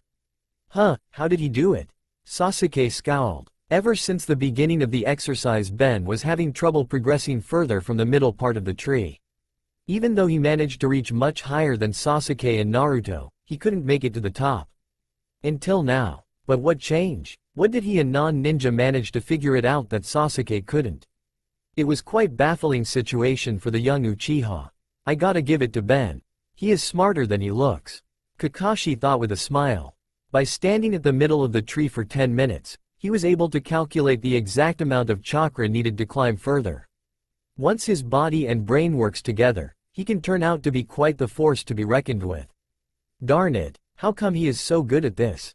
Naruto mentally ranted, not really happy to see Ben outperforming him in this exercise. While he was on much friendlier terms with Ben than Sasuke, he still felt the need to surpass Ben. Besides, they were literally taken out by Zabuza's assistant last time around. That alone was enough for leaving him quite a bit miffed about the whole situation. Even if he didn't take Ben into consideration, Sasuke's marks were still a bit higher than his own. He bought his hands together to get the chakra needed to try the technique once again. Dust blasted up from intense chakra flow as he charged for the tree. He tried to get a bit higher, but gravity quickly asserted itself on him. Wag! He cried as he fell on the ground. Ben forced a significant amount of Kai inside his legs as he shot forward. Feeling amazed at the increase in his speed, he reached Naruto a few moments before he was going to fall. Grabbing Naruto by his collar, Ben put him down. "You gotta be careful, future Hokage," the Ultimatrix wielder joked. "If you get injured here, who is going to battle Zabuza and Co?" Quote, Naruto's face split into a wide grin at the comment. Even though Ben didn't literally mean it word by word, the kid had been working really hard for a while. He got a few nasty bumps on his head thanks to the constant failures with the exercise, but he didn't let it dissuade him from keep going on. His tenacity was really impressive. Besides, he could use some morale. Especially in this condition. "Oh please, all this little runt can do is get in your way." Everyone turned to see who had spoken and found themselves looking at Inari, who stepped out from the bushes. "What did you say?" Naruto cried. He pointed at Inari. "Listen up. I am the superhero Naruto Uzumaki, future Hokage of Konoha. You're no hero." Inari frowned. "You don't even come close. Big brother helps us every day. Even more than just fighting. He gets food for us. He is helping Grandpa build the bridge with his superpowers. He protects us while we sleep, and he doesn't even ask for anything in return." Ben facepalmed at hearing that. Usually he would be happy to see some backbone and positivity in the little kid. Unfortunately, that was directed in a wrong way. Maybe Ben just set the bar too high for the time being. "Well, that was complicated. Why you?" Naruto growled as he began to walk over to thump Inari on the head for being rude. Well, he would have if Ben hadn't physically restrained him. Naruto struggled for a few more moments before he calmed down enough for him to let go. As Inari was leaving, he spared a last glance at the orange-clad ninja. "If you really want to help, don't get in way while Big Brother is wiping the floor with Gato." Quote, "Sorry about that." Ben sighed while rubbing the back of his head. The kid had it rough. His father was murdered by Gato right in front of him. Not only that, Gato hung his body upside down in front of all the town just to show his power. He will be fine once Gato will be killed. He may even start calling you Naruto-sama after that. Quote, "That doesn't give him right to insult me." Naruto huffed in annoyance. "We are helping them despite all that happened." Quote, "Gatu's oppression of Wave Country has resulted in many terrible things. It's been hard on a lot of people, Inari included." Ben shrugged.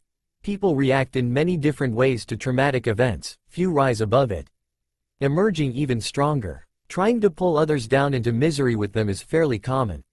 Misery loves company and all that. That's quite understandable. Kakashi nodded, quite surprised to hear such worldly answer coming from Ben. He added with a bit curiosity, "What do you plan on doing here, Tennyson-kun?" Quote, "I haven't thought much about that yet, Hitaki-san. I guess I would like to keep helping people like I am doing now." Ben replied as a matter of fact. "Without asking for anything in return?" Kakashi raised an eyebrow. "Well, as you can see, these people don't have much money. And they had to sacrifice a lot in order to pay for even a low-ranked mission." Ben let out a sigh. "I guess I am helping them because they are being bullied by this rich and powerful tyrant. If there is something out there I can't stand, it's bullies." "Admirable." Kakashi nodded. "However, I don't know whether you are aware of this or not. Yagura, the leader of Hidden Mist Village, has managed to convince the ninjas of his village that bloodline holders are true demons in human form. If a bloodline user is found within the land of water, they would be ruthlessly slaughtered. It doesn't matter whether they are ninjas or civilians, infants or elderly, man or women.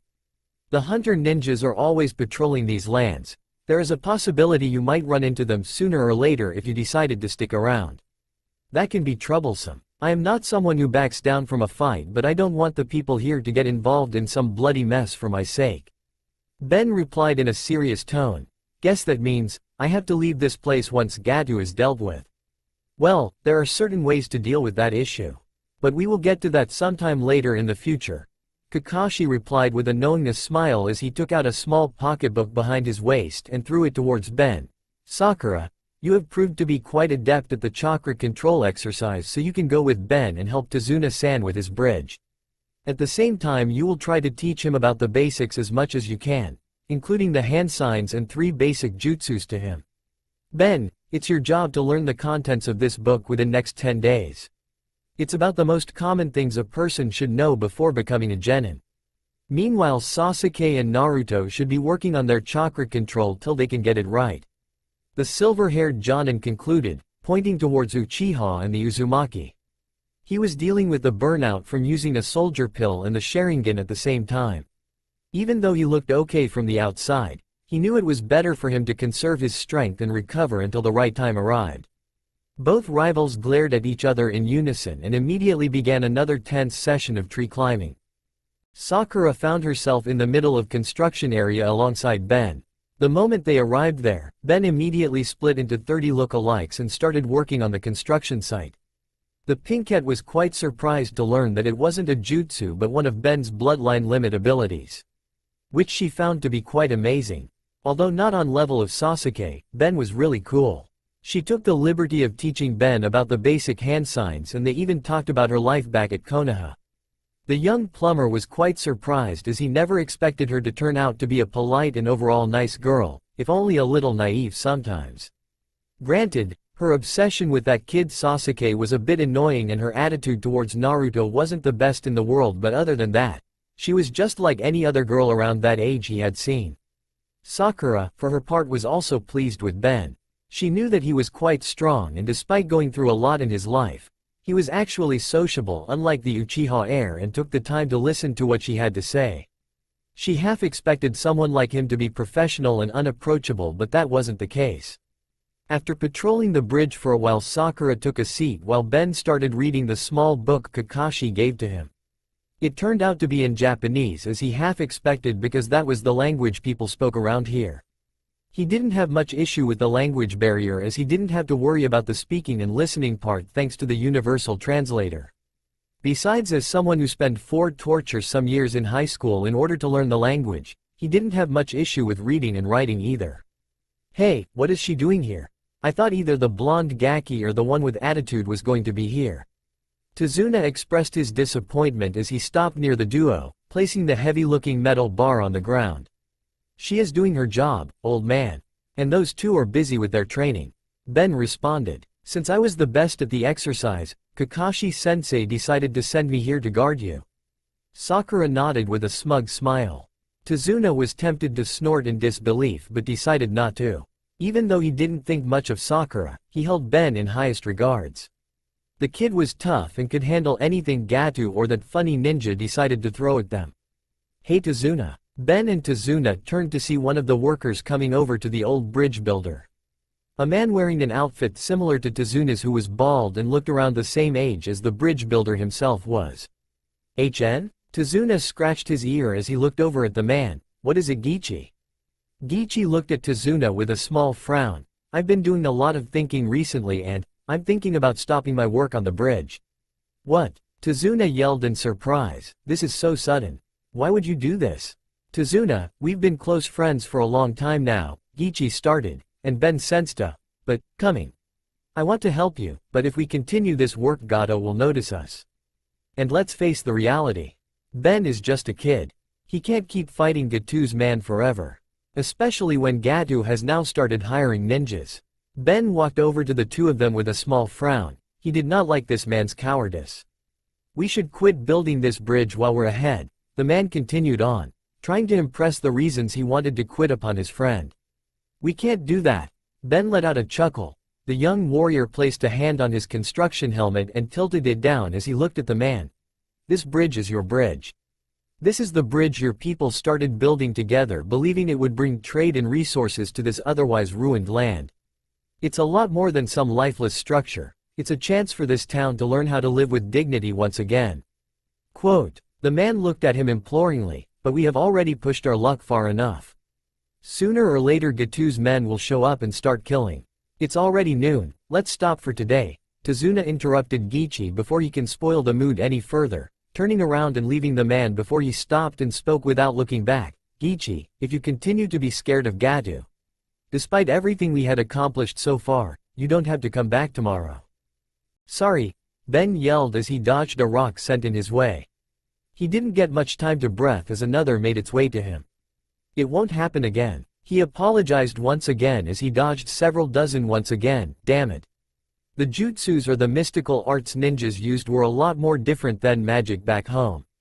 He could recall hearing something like Horiki back at Hex's seminar at Frenken University. Fantastical powers said to be gained in esoteric Japanese Mikyo Buddhism through intense meditation to become in tune with one's Buddhahood. It was hard to make something out that reformed criminal, professor's words, but finally after seeing ninjas of this dimension, he could make a couple of things out of that. For instance, the hand signs were a reference to Chinese zodiac. Monkey, ox, dragon, snake, rabbit, etc. Each of them had their different uses and combining them allowed ninjas to do various astonishing feats. As long as they can control their katra, chikara or whatever it was called here. Ben was doing good as long as climbing trees or walking on the lake was concerned. He got tired eventually but hey, he tried his level best and while not on level of Naruto, he still had some really good stamina and of course Kakashi didn't forget to take into consideration that he worked at a construction site for more than 6 hours. Today, he was introduced to hand signs and well, that seemed pretty much okay-ish for learn. Now Tiger was kinda easy. Both thumbs straight up while the fingers of both hands intervened. Boar required some good wrist flexibility, conjoining both of them backwards. Snake meant conjoining both hands' fingers with each other leaving left thumb out. Ox meant combining both of your hands while keeping one horizontal and one vertical. Dog meant forming a fist using your right hand and keeping other hand flat over it. Bird overall seemed a slight variation of tiger, with difficult angles between thumb and fingertips. They seemed easier in theory. Doable in practical but when it really came to practice the jutsu against a moving object. However timing turned out to be a horrible issue. It had been 5 long days with long tiring sessions of constant practice but towards no avail. Ben just couldn't seem to get the timing right. Kakashi let out a suffering sigh. He decided to train Ben in basic skills to better prepare him against fighting Zabuza's apprentice. There were multiple reasons behind it.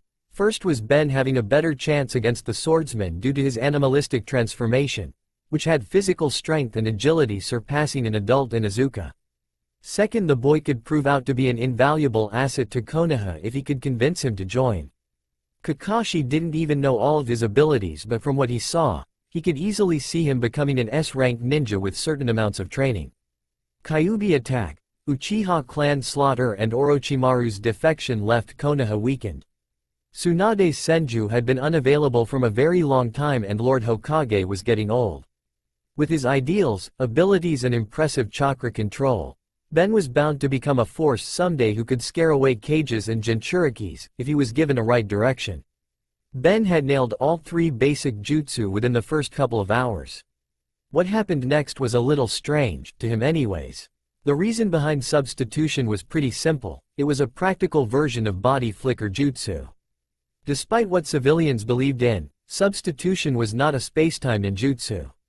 The jutsu's main objective was used to enhance one's perception, to properly find an object and replace yourself with it.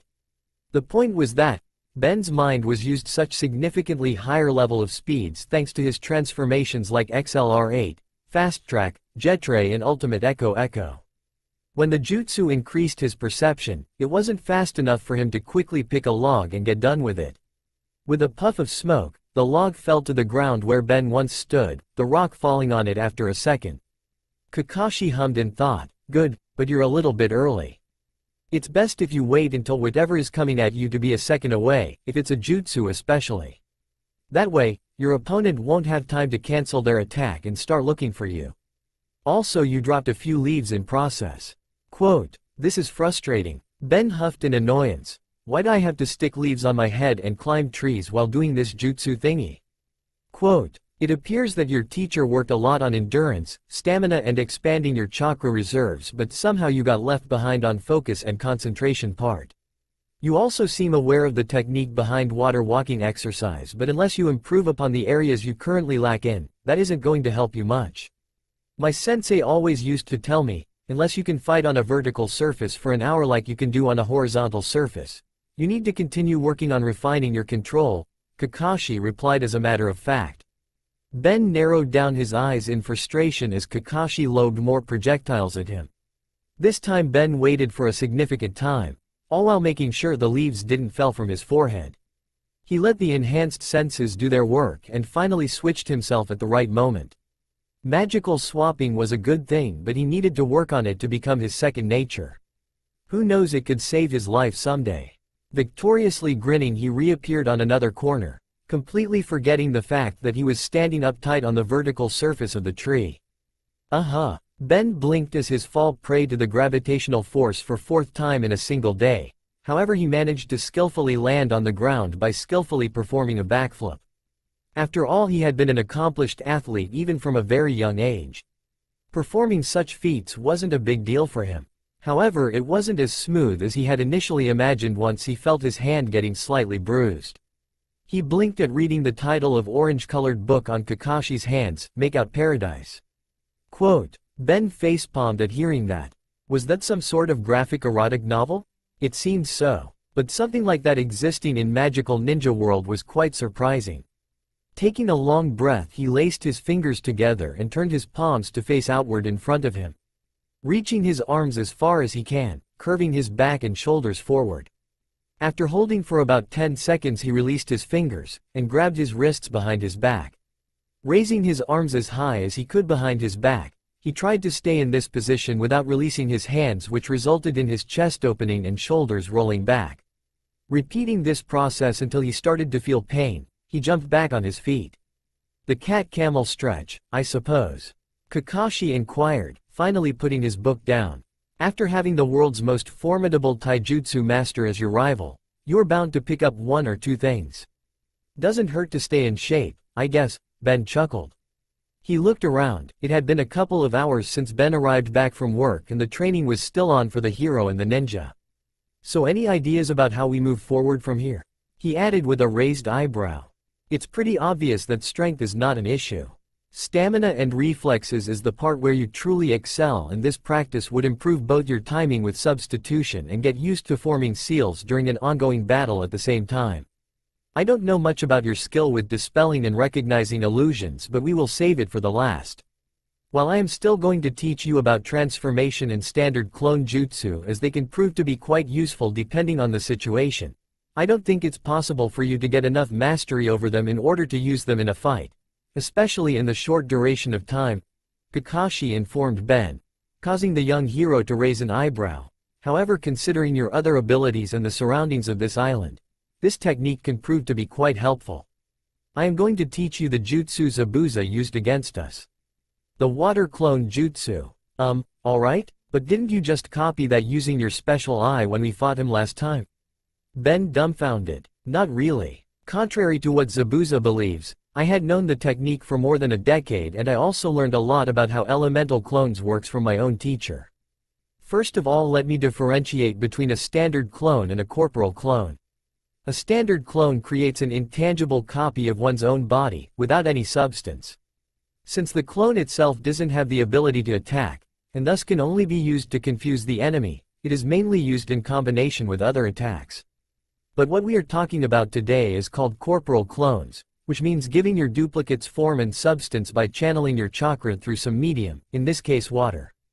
Kakashi responded in a casual tone, inhaled deeply and crossed his fingers. Just like what happened during their encounter with Zabuza, from the nearby lake a column of water rose up to Kakashi's level and morphed into an identical copy of the Konoha Jonin. In the initial stages, you need to use a water source to create one or more duplicates of yourself. You gotta remember though, your duplicates are fully capable of functioning in battle and acting on their own. They can interact with the surroundings and will do whatever you want them to do. On the downside, They only possess 1/10 of the user's power and cannot go too far from you. However, someone with complete mastery of this technique can create clones with up to 45% of her original power and without the need of a water source being near. Kakashi explained to the young hero. It sounds useful. Ben replied with a grateful nod. Thanks for the help, Hitaki-san. It's alright, Ben-kun. Besides, your part in this mission is much essential as my genin's, probably even more. Kakashi replied with a nonchalant smile. Now come on, I am hungry. Ben still wanted to hang around and practice this new ability Kakashi had just shown him, but the Jonin's tone indicated that he was having none of it. With no room for argument left, he followed the Leaf Ninja back to Tezuna's home. Dinner was largely an uneventful affair. Ben sat away from the table while Kakashi took his food on the couch. He was still reading porn, much to Tsunami's displeasure. The Genins and Tezuna's family all took seats at the table. Everyone got a couple of good helpings though, because both Naruto and Sasuke seemed completely famished with their tree climbing, and they were shoving food down their throats as if there was no tomorrow. He just hoped they didn't fell sick from stuffing so much food inside their stomach. Everything was going well until Sakura mentioned the picture hanging from the wall. In this picture, one could see Tezuna, Tsunami, Inari and another figure, although the last one's face had been torn. Sakura noticed that, unlike the Inari she knew, the Inari of the picture looked really happy, flashing a toothy grin as the torn man was ruffled his hair. The mood instantly darkened. Tsunami stopped cleaning and Tezuna looked at the table, not wanting to meet anyone's gaze. Inari immediately stood up and left the room. As Tezuna and Tsunami seemed a little bit too emotional for the time being, it was up to Ben to let the team of shinobis the story behind the man whose face was torn apart from that picture. The man in the picture happened to be a fisherman by the name of Kaiza. One day, 3 kids were ganging up on Inari and his dog Pucci. The leader of the gang claimed Pucci for himself, and decided to torture the young boy even more by throwing the dog to the sea. Obviously, Inari couldn't swim very well at the mere age of 6. His fear got better of him and he momentarily froze right there and then. Suddenly one of the bullies kicked him to the water as well. Panicking, Inari tried to swim, but the water was too deep for him and he rapidly started running out of breath. In addition to all that, his dog Pucci managed to make its way to the shore all by himself without any sort of difficulty whatsoever and ran away with the bullies behind his tail. Inari's lungs started to become filled with water and he lost consciousness, but before anything worse could happen he was saved by none other than Kaiza. One day, a flood was endangering this small town and the people who lived in it. The river's gate had been opened by the force of the waves, and the only way to stop them was to swim across the crazy river and reach the other side with a rope so the gates could be closed. Kaiza, despite the huge risk and the fact that no one else volunteered, Kaiza agreed to do it in a heartbeat. Managing to defy all odds without worrying for his life for a single moment, the brave fisherman reached the other side of the river. Using a rope, the villagers were able to close the gates and save the town. From that night, Kaiza became a hero not only in Inari's eyes, but for everyone. Kaiza taught Inari to defend what was precious to him with both his arms, even if he had to put his life at risk. Kakashi instantly figured out why Kaiza had been such an inspiration to everybody. For anyone out there in this world, to protect something with so much determination and ferocity would certainly be a sight to behold. After all, that was what his beloved teacher, Minato Namikaze, believed in. Since that day, Inari and Kaiza became inseparable. Inari, who had grown without a father at his side for all these years, now had a role model and a fatherly figure. Apparently, Kaiza also never happened to have a son before, and Inari was everything he could have ever hoped for as a son. It was only a matter of time before Kaiza eventually became a part of this household, with Inari as his son and Tsunami as his wife. However, the family's joy was not to last long. The shrewd business magnate called Gatu came to the land 2 weeks later and took over everything in the small island his greedy little hands could gather. Kaiza, being the people's champion that he was considered an obstacle to Gatu. His thugs got a hold of him and proceeded to beat him senseless before sentencing him to die in a public execution. People were shocked and wanted to protest, but without their hero, what could they do? Kaiza was killed by Gatu's bodyguards and everyone saw it, Inari included. The little boy changed, all hope lost to him. If his father couldn't stand up to Gato, who could? He grew bitter and never laughed anymore. Because no matter what he did, it was all too clear to him that Gato was invincible. He lost hope, and so did the villagers. But Tazuna decided to brighten the mood by bringing up Ben's efforts and how he had stood against Gato and defeated his men numerous times. Inari was a lot better than he used to be and now believed in heroes once again. He even cracked a smile every now and then, which was a major improvement. People were still afraid of Gato, but after a very long time since he started building this bridge, a small but increasing number of workers had began working alongside him. In the end, it left Naruto even more fired up and he immediately left for training. Declaring that sooner or later he was going to prove that he was as much not if more awesome than Ben. Sasuke followed the course as well, considering that he didn't want to be left behind by the dead last of all people. Ben awoke and noticed it was still dark outside.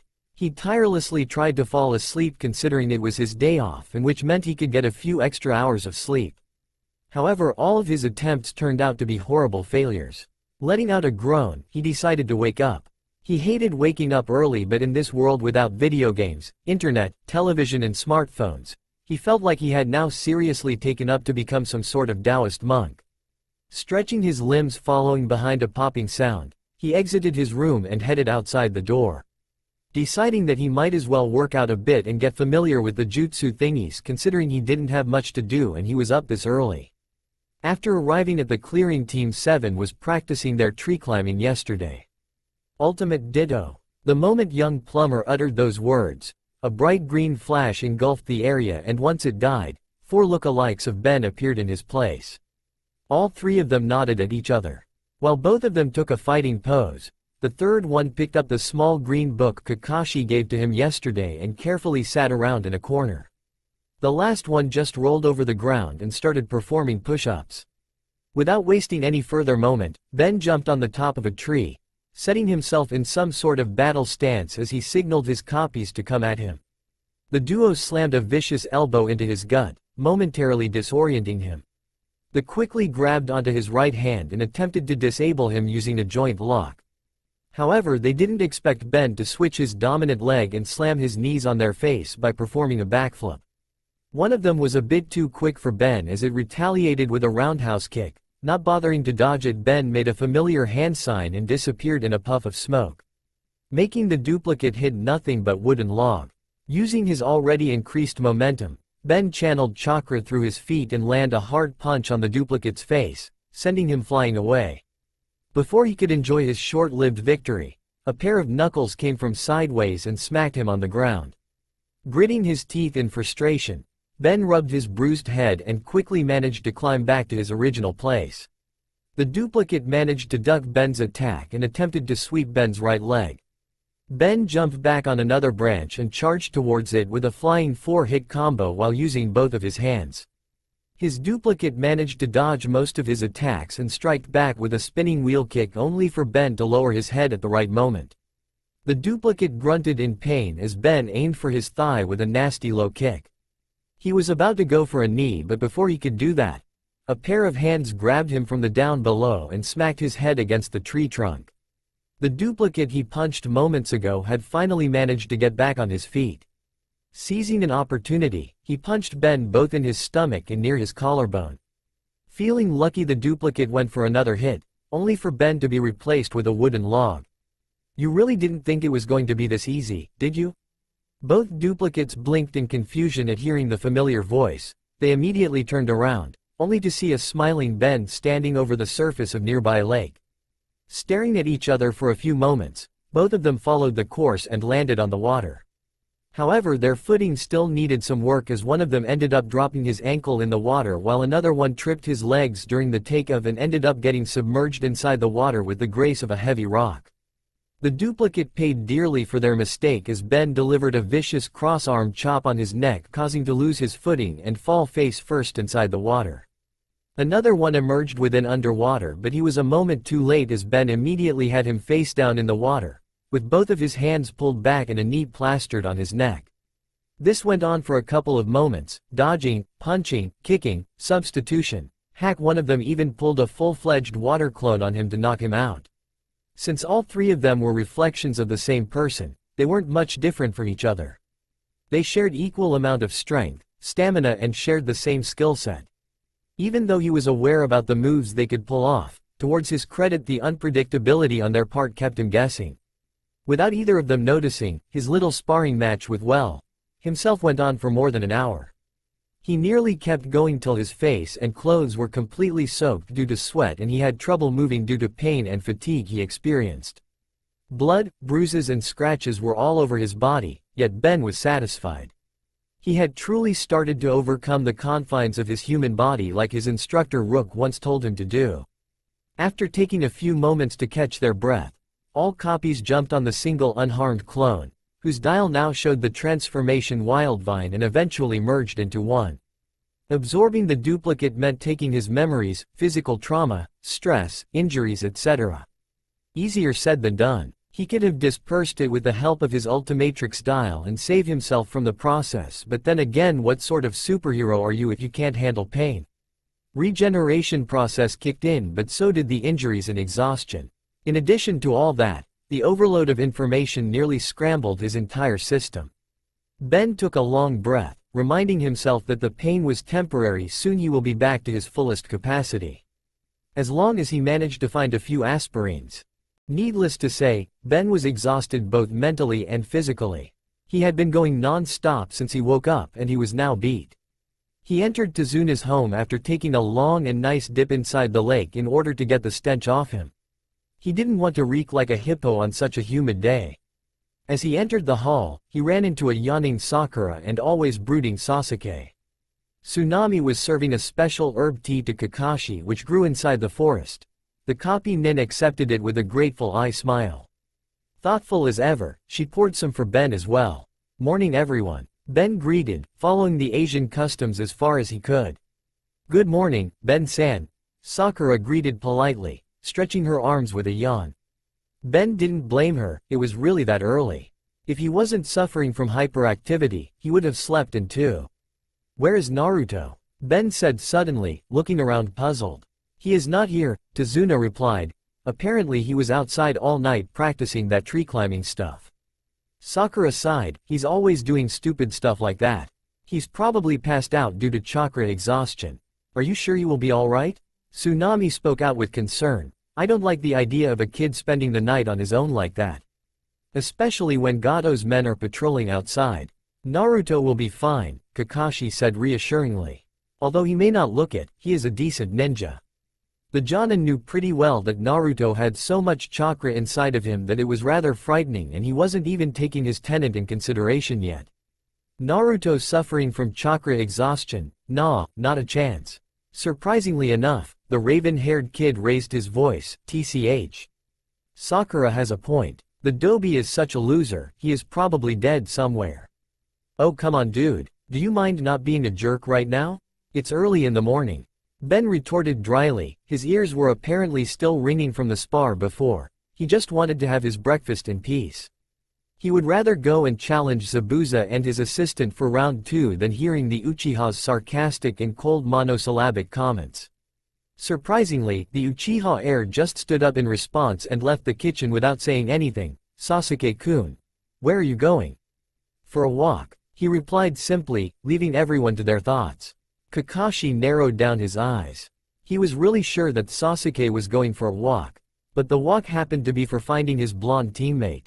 He knew that the dark-haired Avenger had trouble expressing his emotions probably due to his tragic background and he tended to be rather antagonistic towards Naruto. He most likely found his teammates annoying but at the same time he had began to care about them. Albeit in his own emo-ish way. But we just started eating. Sakura protested, however towards her utmost surprise when she looked at Sasuke's plate, it was nearly empty except small bits of uneaten food. That was fast, the pinkette said to herself. Soon everyone finished their breakfast. Upon Tsunami's insistence Ben decided to join Kakashi and Sakura on their search for Naruto, considering the fact that he was a lot more familiar with the surroundings than anyone else. They tried shouting his name for next 15 minutes to no avail. However Ben reassured them, suggesting that Naruto was nearby. Are you sure? The Baka could be anywhere and Sasuke-kun hasn't come back either, I am really starting to get worried.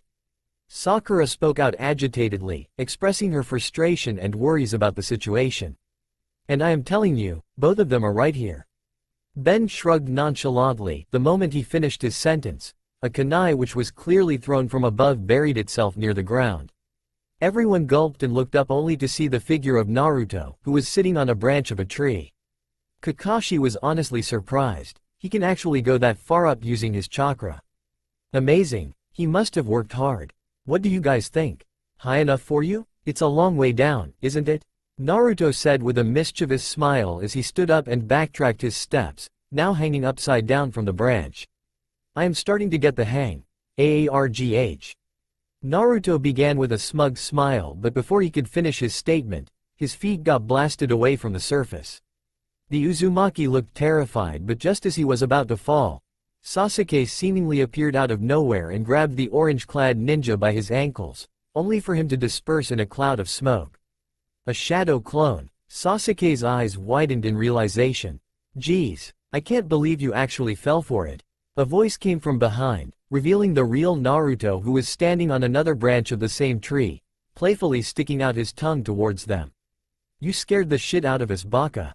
Sakura yelled in outrage, completely terrified with the stunt Naruto pulled back there. She was about to have a heart attack. Good catch, Teme. Shut it, Dobi. These two are going to be the death of me.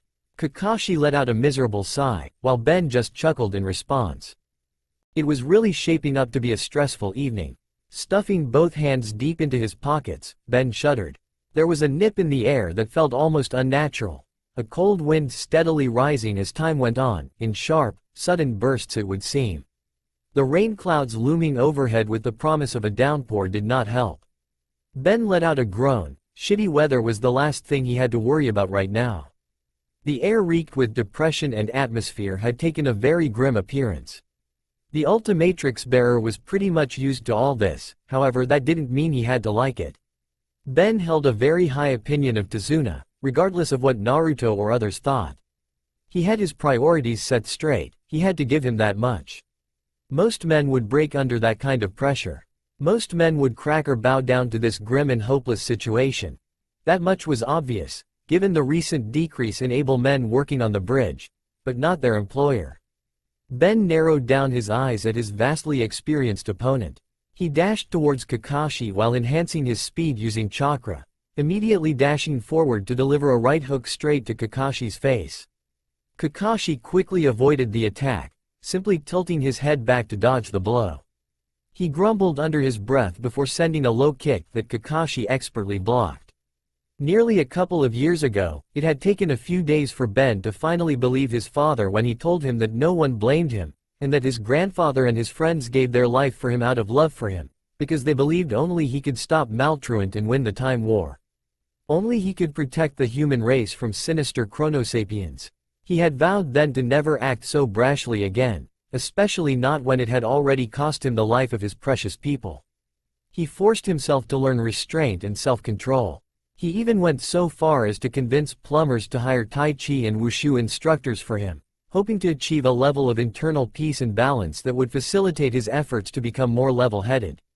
Just so no one else would die due to his mistakes.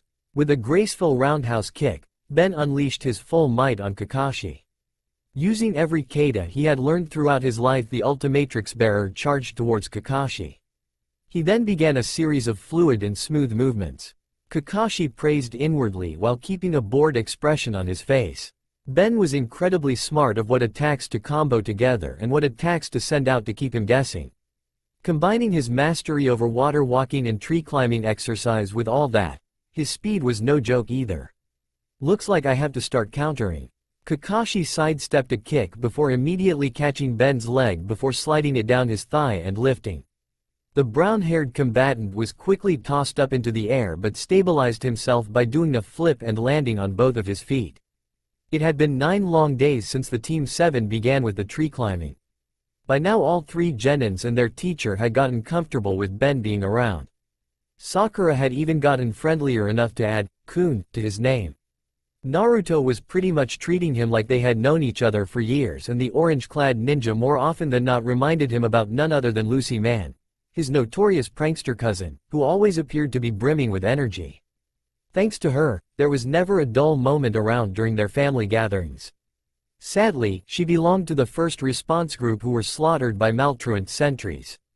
And as for Sasuke, while obviously there wasn't much communication between two of them, they somewhat bonded over their annoyance with Kakashi's lazy antics and the infamous erotica he was always reading in front of them. Apparently, Naruto and Sasuke managed to reach the very top of their respective trees after working for endless hours. In short, within 6 days all three genins were equal in terms of chakra control, with Sakura being a tiny bit better at tree climbing, but to be honest, it seemed so close that didn't make much of a difference. However, Kakashi didn't seem much interested in teaching them anything new, believing that the only thing they could do was to master the skills they already had. Besides, in all honesty, there wasn't anything he could teach them which might allow his students to match Zabuza. Instead of teaching them a new technique, he just divided their time to both learn how to walk on the surface of water and continue with the tree climbing practice. Meanwhile, Ben had now managed to learn both transformation jutsu and standard clone jutsu. It was still debatable that whether he had gotten comfortable with them to the point of using them during an actual fight, but he now knew about them, regardless. The copy nin tested his resistance against minor illusions and a standard, put me to sleep, genjutsu, but Ben did pretty alright against it, making him assume that with his chakra control he wasn't going to have much issues with breaking out from illusions. Since there wasn't anything much to do, Kakashi decided to give Ben a taste of fighting against a superior opponent, which brought him towards their current predicament. Ben was completely taken by surprise as Kakashi delivered a shocking punch to his side, followed up by a forceful shove to interrupt his counter. Ben recovered quickly and sprung back on his feet. Dashing towards Kakashi, he placed a hand on the ground before lifting both his feet straight into the air. Flipping 180 degrees in the air, he brought forth his glowing fist into the side of Kakashi's head. It did connect, however Kakashi dispersed into a splinters of wooden log, which was unfortunate enough to taste his chakra-encased fist. Ben fell on his knees, starting to pant heavily. He had now not only running low on chakra, his clothes were also soaked with dirt and sweat. "You are really not in shape, Ben-kun." Quote. The Ultimatrix bearer threw a dirty look at Kakashi, who decided to make his presence known. Towards his ire, Kakashi seemed completely fine and unaffected by the tirelessly long spar they just had.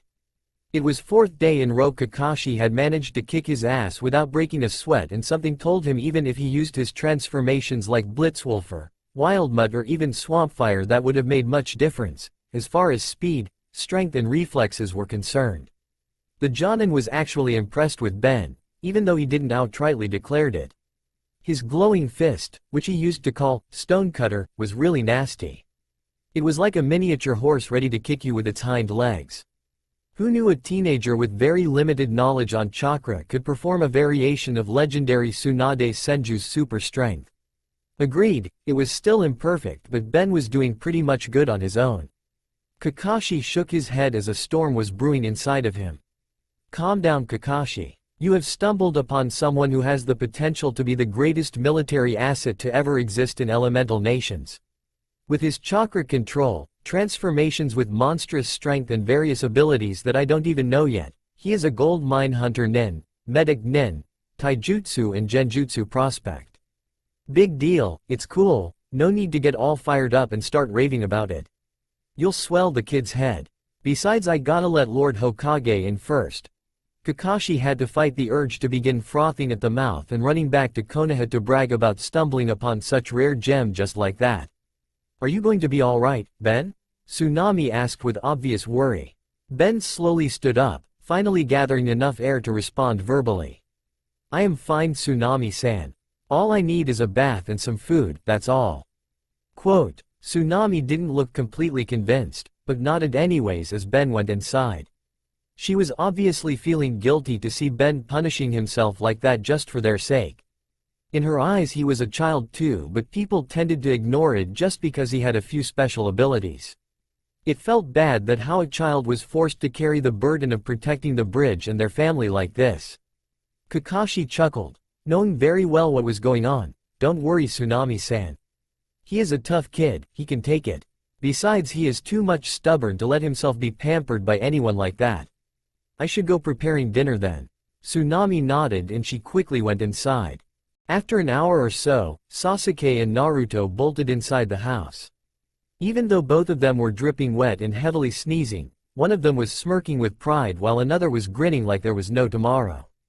"We did it. We managed to walk on the stupid lake for more than an hour," Naruto declared with a pride. Sasuke acknowledged with a silent nod, his mouth already stuffed with food. "Good. Starting tomorrow both of you are bodyguards of Tazuna." Kakashi responded with an affirmative shook of his head. He didn't expect both of them to actually manage to learn that, but after working hard on tree climbing, water walking wasn't that much difficult. It just required a bit more concentration and ability to strike the perfect balance. Even then, their efforts were absolutely worth his praise. After having a well-deserved meal, Team 7, Tazuna and Ben started discussing the final details of this mission. There was no point in dragging the construction any longer as it provided Gato with more opportunity to harm them by hiring more ninjas. Much to everyone's approval, it was decided that both Ben and Naruto should use their ability to create duplicates in order to make everything faster. Another was to raid Gato's safe houses, scare away his goons and use a part of money they were going to find to both pay Konoha for an A-ranked mission and restore Wave's economy. Last but not the least, what Ben could do next in order to avoid the watchful eyes of bloodthirsty Mizukage. Kakashi suggested that he should go with them, with Naruto excitedly mentioning about his favorite ramen place 11th time in a day, but the brown-haired hero said that he was going to think about it once Gato and Zabuza are out of the picture. "I don't see why are you even bothering to work with these lousy ninjas. They are nowhere near strong enough to fight against Gato." Inari released a frustrated sigh, making his appearance known. "I don't think they are weak, Inari. From where I see they are pretty strong on their own. Besides, everyone starts out at some point. Even I was a clumsy bumbling idiot when I got this powers," Ben remarked in a calm and composed tone. "But, you can transform into all these creatures." Inari spoke out in disbelief. "Maybe. But in the end they're just an outlet of my strength." Ben explained in a sincere tone, "If I didn't work my ass off back in those days, I wouldn't have turned out to be half as good of a fighter one currently am." Kakashi nodded in silent agreement. No one in the history of the greatest shinobis were strong to begin with. Even the legends like Minato Namikaze and Hashirama Senju had to start somewhere. Still, only strong guys like you can beat strong guys like Gato. Inari frowned, still holding on to his previous beliefs. Ben was about to speak again, but he was rudely interrupted by Naruto, who smacked his hands on the table. "Don't do it, Ben, that's exactly what he wants. For you to fall for his whole, woe is me, stuff. Don't say it so easily." Inari snapped, tears starting to appear in his eyes. "All this training and talk is just a waste of time. All these words of encouragement, they don't mean anything. It's always the same, the strong survives and the weak loses. Quote, speak for yourself, it won't be like that for me, got that?" Naruto muttered dryly. He felt really sorry for the boy, but listening him crying and protesting every 5 minutes was just plain annoying. He was starting to lose patience, if he had any. "Why don't you stay quiet? Just looking at you makes me sick. You are always laughing and playing around, you don't have any idea what does it feels to suffer and to be treated like dirt. You don't even know how it feels to lose someone. Big Brother is the only one who knows, and he is the only one who cares. Only someone powerful like him can defeat Gato.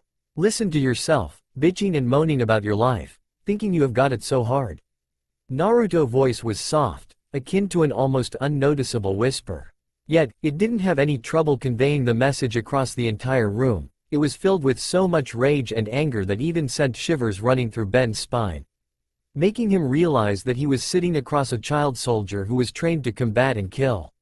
"You sit here in this house with your loving family, with a mom who cooks for you, worries for you and loves you most in this world. You have a grandfather who is building a bridge so you and your country can be free of Gato's reign. You have a friend who is willing to stand against a tyrant and risk his life without asking anything in return." Naruto snorted at the boy in disgust. "What a hard life. Oh, my two-san died, boo-hoo. It's pathetic. You can drown in your tears for all I care. You are nothing but a wimp." "Naruto, you went too far," Sakura shouted. Naruto didn't even bother to respond as he stood up and left the kitchen. Inari has been shaking in both fury and sadness. No one had been so much direct and harsh with him. The blonde ninja had basically slapped him on the face with the full force of reality, making him feel smaller than ever. Not knowing what to do, he sniffled several times before he too ran out of the door. Well, the kid must have struck a nerve. Ben let out a sigh. He added with a raised eyebrow, I know that the brat gets a bit annoying with his all resistance is futile speech, but I never expected Naruto to have such strong reaction to that. Kakashi-sensei? Sakura asked quietly. The Leaf Jonin didn't respond right away, but when he did, it wasn't something his students wanted to hear. You two should go and rest. Something tells me, we have a long day ahead of us tomorrow. Kakashi spoke out in a firm tone, indicating that he didn't want to have any arguments in regards to this matter. Heaving a sigh, the Leaf Jonin stood and headed out from the door that Inari had disappeared off, quickly followed by Ben. You shouldn't blame Naruto-kun for what he did, Kakashi said, getting straight to the point once both of them were outside. Besides, I somewhat agree with what he said. Your attempts of cheering up Inari is nothing but a futile effort and waste of your time.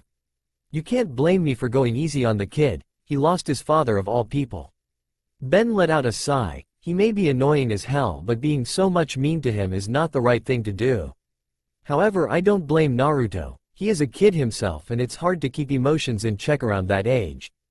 He added in a casual tone. Well, you are the one to talk. Aren't you around the same age as my cute little Genins? Kakashi chuckled. I am a special case, Ben grumbled, not really happy about the dimension-hopping de-aging crap. Which was definitely a sore spot considering how thanks to that Ben ended up losing a few key aliens he had before. Such as Alien X, Atomics and Clockwork. To be honest, Naruto probably understands what Inari's pain better than anyone. So do I, and even Sasuke towards a certain extent. The Ultimatrix bearer gave Kakashi a startled look which the copy nin pretended not to notice. Kakashi patted on Ben's shoulders, his only visible eye taking a shadowed look. My father was known as the White Fang of Konoha. When I was still a young boy, he committed suicide and left me all alone. Sasuke's entire clan was murdered by his brother in a single night. And Naruto, well, he has also had a less than stellar life. He lost both of his parents before he could even talk, much less walk. Kakashi stared off at the stars in the night sky, gathering his thoughts about the blonde loner and his late sensei. Naruto-kun is despised by most citizens of our village. Even when he was barely old enough to walk, the people of the village would beat him to the point of unconsciousness. No one would let him even shop in the stores. He had to get everything he owned from third-hand shops who overcharged him. Even the leader of our village, myself, a ramen shop owner, father-daughter duo, and his academy instructor who he only bonded with recently, he hasn't made any connection, most noticeably with kids around his age. Apart from his team, of course, but as you can see, that doesn't help much. Quote, that's really strange. He doesn't seem like someone who should have a hard time making friends. Ben blinked in confusion. So why is he the way he is? The hero asked, why isn't he? He trailed off, clearly not able to bring himself to put the word in this sentence. A crybaby like Inari? Kakashi finished, making the young plumber wince. Well, I imagine that at one point he was. I remember, there were times when Lord Hokage passed him on the street and he looked like a kicked puppy. Sometimes he would just hide in an alley and break down. But I suppose over time he got tired of it and decided to fight back by just hold his head high and face everything head on. Kakashi smiled. Ben didn't know how Kakashi came to know all this, but he didn't seem like someone who would lie. Naruto just said, enough, and quit crying. I wouldn't doubt that he hasn't shed a single tear since. On the way here, he got his hand sliced by an enemy's poisoned weapon, but he didn't even blink. He just took out a kunai and stabbed his own hand to let the poison bleed out. That's pretty hardcore. Ben spoke out in amusement. He knew the boy had a strong resolve and never give up attitude from the way he trained, but this just took everything up to 11. Besides, despite going through a few rough patches throughout his life, he just couldn't understand what Naruto, Sasuke or even Kakashi went through during their lives. To be honest, he never knew how being lonely felt. He always had his family, he always had friends who were willing to lay their lives on line for his sake. He couldn't help but lowering his head even further, a bead of sweat forming on his forehead as he leaned against a tree. This world. It is so different from my home. At the same time, it's so similar. I believe that Naruto sees a reflection of himself in Inari and, towards a certain extent, you. The Jonin explained in a serious tone. Despite of the situations in your homeland and the circumstances under you arrived, you decided that you don't have it so bad and decided to fight for these people. Even facing off and defeating two dangerous Chunins like Demon Brothers. You fought against Zabuza with our team and played a crucial role in our survival that time, and even now you are willing to continue on with this fight. Your actions represent what current Naruto would have loved to do about this situation, which explains why he is so enthusiastic to work with you. While with Inari it's the exact opposite. That all makes sense. Ben rose his head, eyes sharpening with assurance. Why Naruto blew a fuse like that back then, what Inari said to him was the last thing he was going to take it from anyone. Precisely. Kakashi nodded in approval, flashing him a warm smile at his show of sympathy. Anyways, you should take some rest. If I am not wrong, Zabuza must have started to return to full strength by now, and from what I have seen of him, he isn't going to rest until he settles the score. And don't worry, I will talk to Inari in your stead. The copy nin added in a serious tone. Ben was about to protest considering that he was a lot more familiar with the kid than Leaf Jonin, but ultimately decided not to. As someone who grew up without parents, Kakashi was more suited to talk to Inari than he ever could be, and perhaps as someone who had been through similar situations, he might be able to talk some sense into the boy. Ben managed to reach the halfway but couldn't get the job done. Who knows, the copy nin might end up succeeding where he failed. But he wasn't concerned about that much. This chaotic lands. They were filled with strange people and strange abilities. And there was something in this dimension, which threatened the existence of his own home world.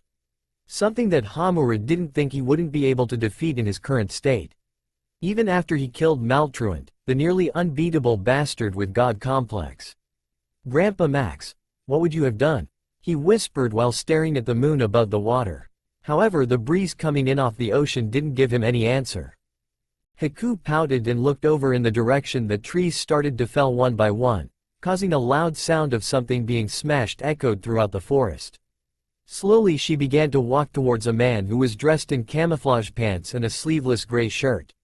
He had spiky brown hair and the lower half of his face was covered much like Kakashi's was, only with bandages. Zabuza-sama, I told you to wait until an hour. You can still make yourself worse by being up and about early like this. Go lay back down. Haku, Zabuza growled in warning, today is the day that we're to attack. I can't go into it all stiff and rusty. This is nothing. I've been in bed for ages, I need to get readjusted with my full range of motion here. I'm sure Kakashi wasn't just sitting around licking his wounds. About that, Haku spoke as she leaned back against a still surviving tree. It wouldn't have come to this, if you had let me interfere from the beginning. Besides, you were very forthright with your intentions, even though it would have served us better to sneak up on them, maybe a nighttime assassination. You had several options where you could have succeed against them, but you chose to fight with honor. Samurais fight with honor. Not shinobis. Quote, Zabuza growled, the girl knew him too well. Zabuza didn't like Gato very much, considering the fact that Bastard was ideologically similar to Yagura, but he didn't have much choice in that regards. For now the resistance was laying low, biding their time. Given the island nature of the land of water, the rebels either had to stay hidden on a small island, or be capable of transporting themselves back and forth quickly and stealthily, which smuggling with the shipping company provided them. It was warning. Zabuza growled as he kept a firm gaze on his companion. But they seem so hell-bent on facing me then, I am not going to back down either. I will do anything to free my land from that monster Yagura. You're far too soft for your own good, Haku. You know how useful you are to me and my overall ambition. I can tell that you don't want to kill this Ben and the boy that you met earlier in the forest, but remember how close we are to our ambition, Haku. With this money we're closer than ever to affording the means to fund a proper rebellion. Haku nodded, stiffening up a bit. Of course, Zabuza-sama, there's nothing at all to worry about. I know what this mission is to us and how important it is. But Gato doesn't seem to be a guy whose word can be trusted. Quote, Zabuza flinched a bit, even he was fearing that. Gato wasn't a trustworthy person and it really didn't seem like he wanted to pay them. I know, Haku, that's the risk we must take. For our cause. Let me warn you, Haku, don't hold back while striking Ben Tennyson. You may not live to regret it. Quote, Hi, Zabuza-sama. Quote, That's all for now. If you want to see next part, then please like this video and subscribe my channel. Thank you.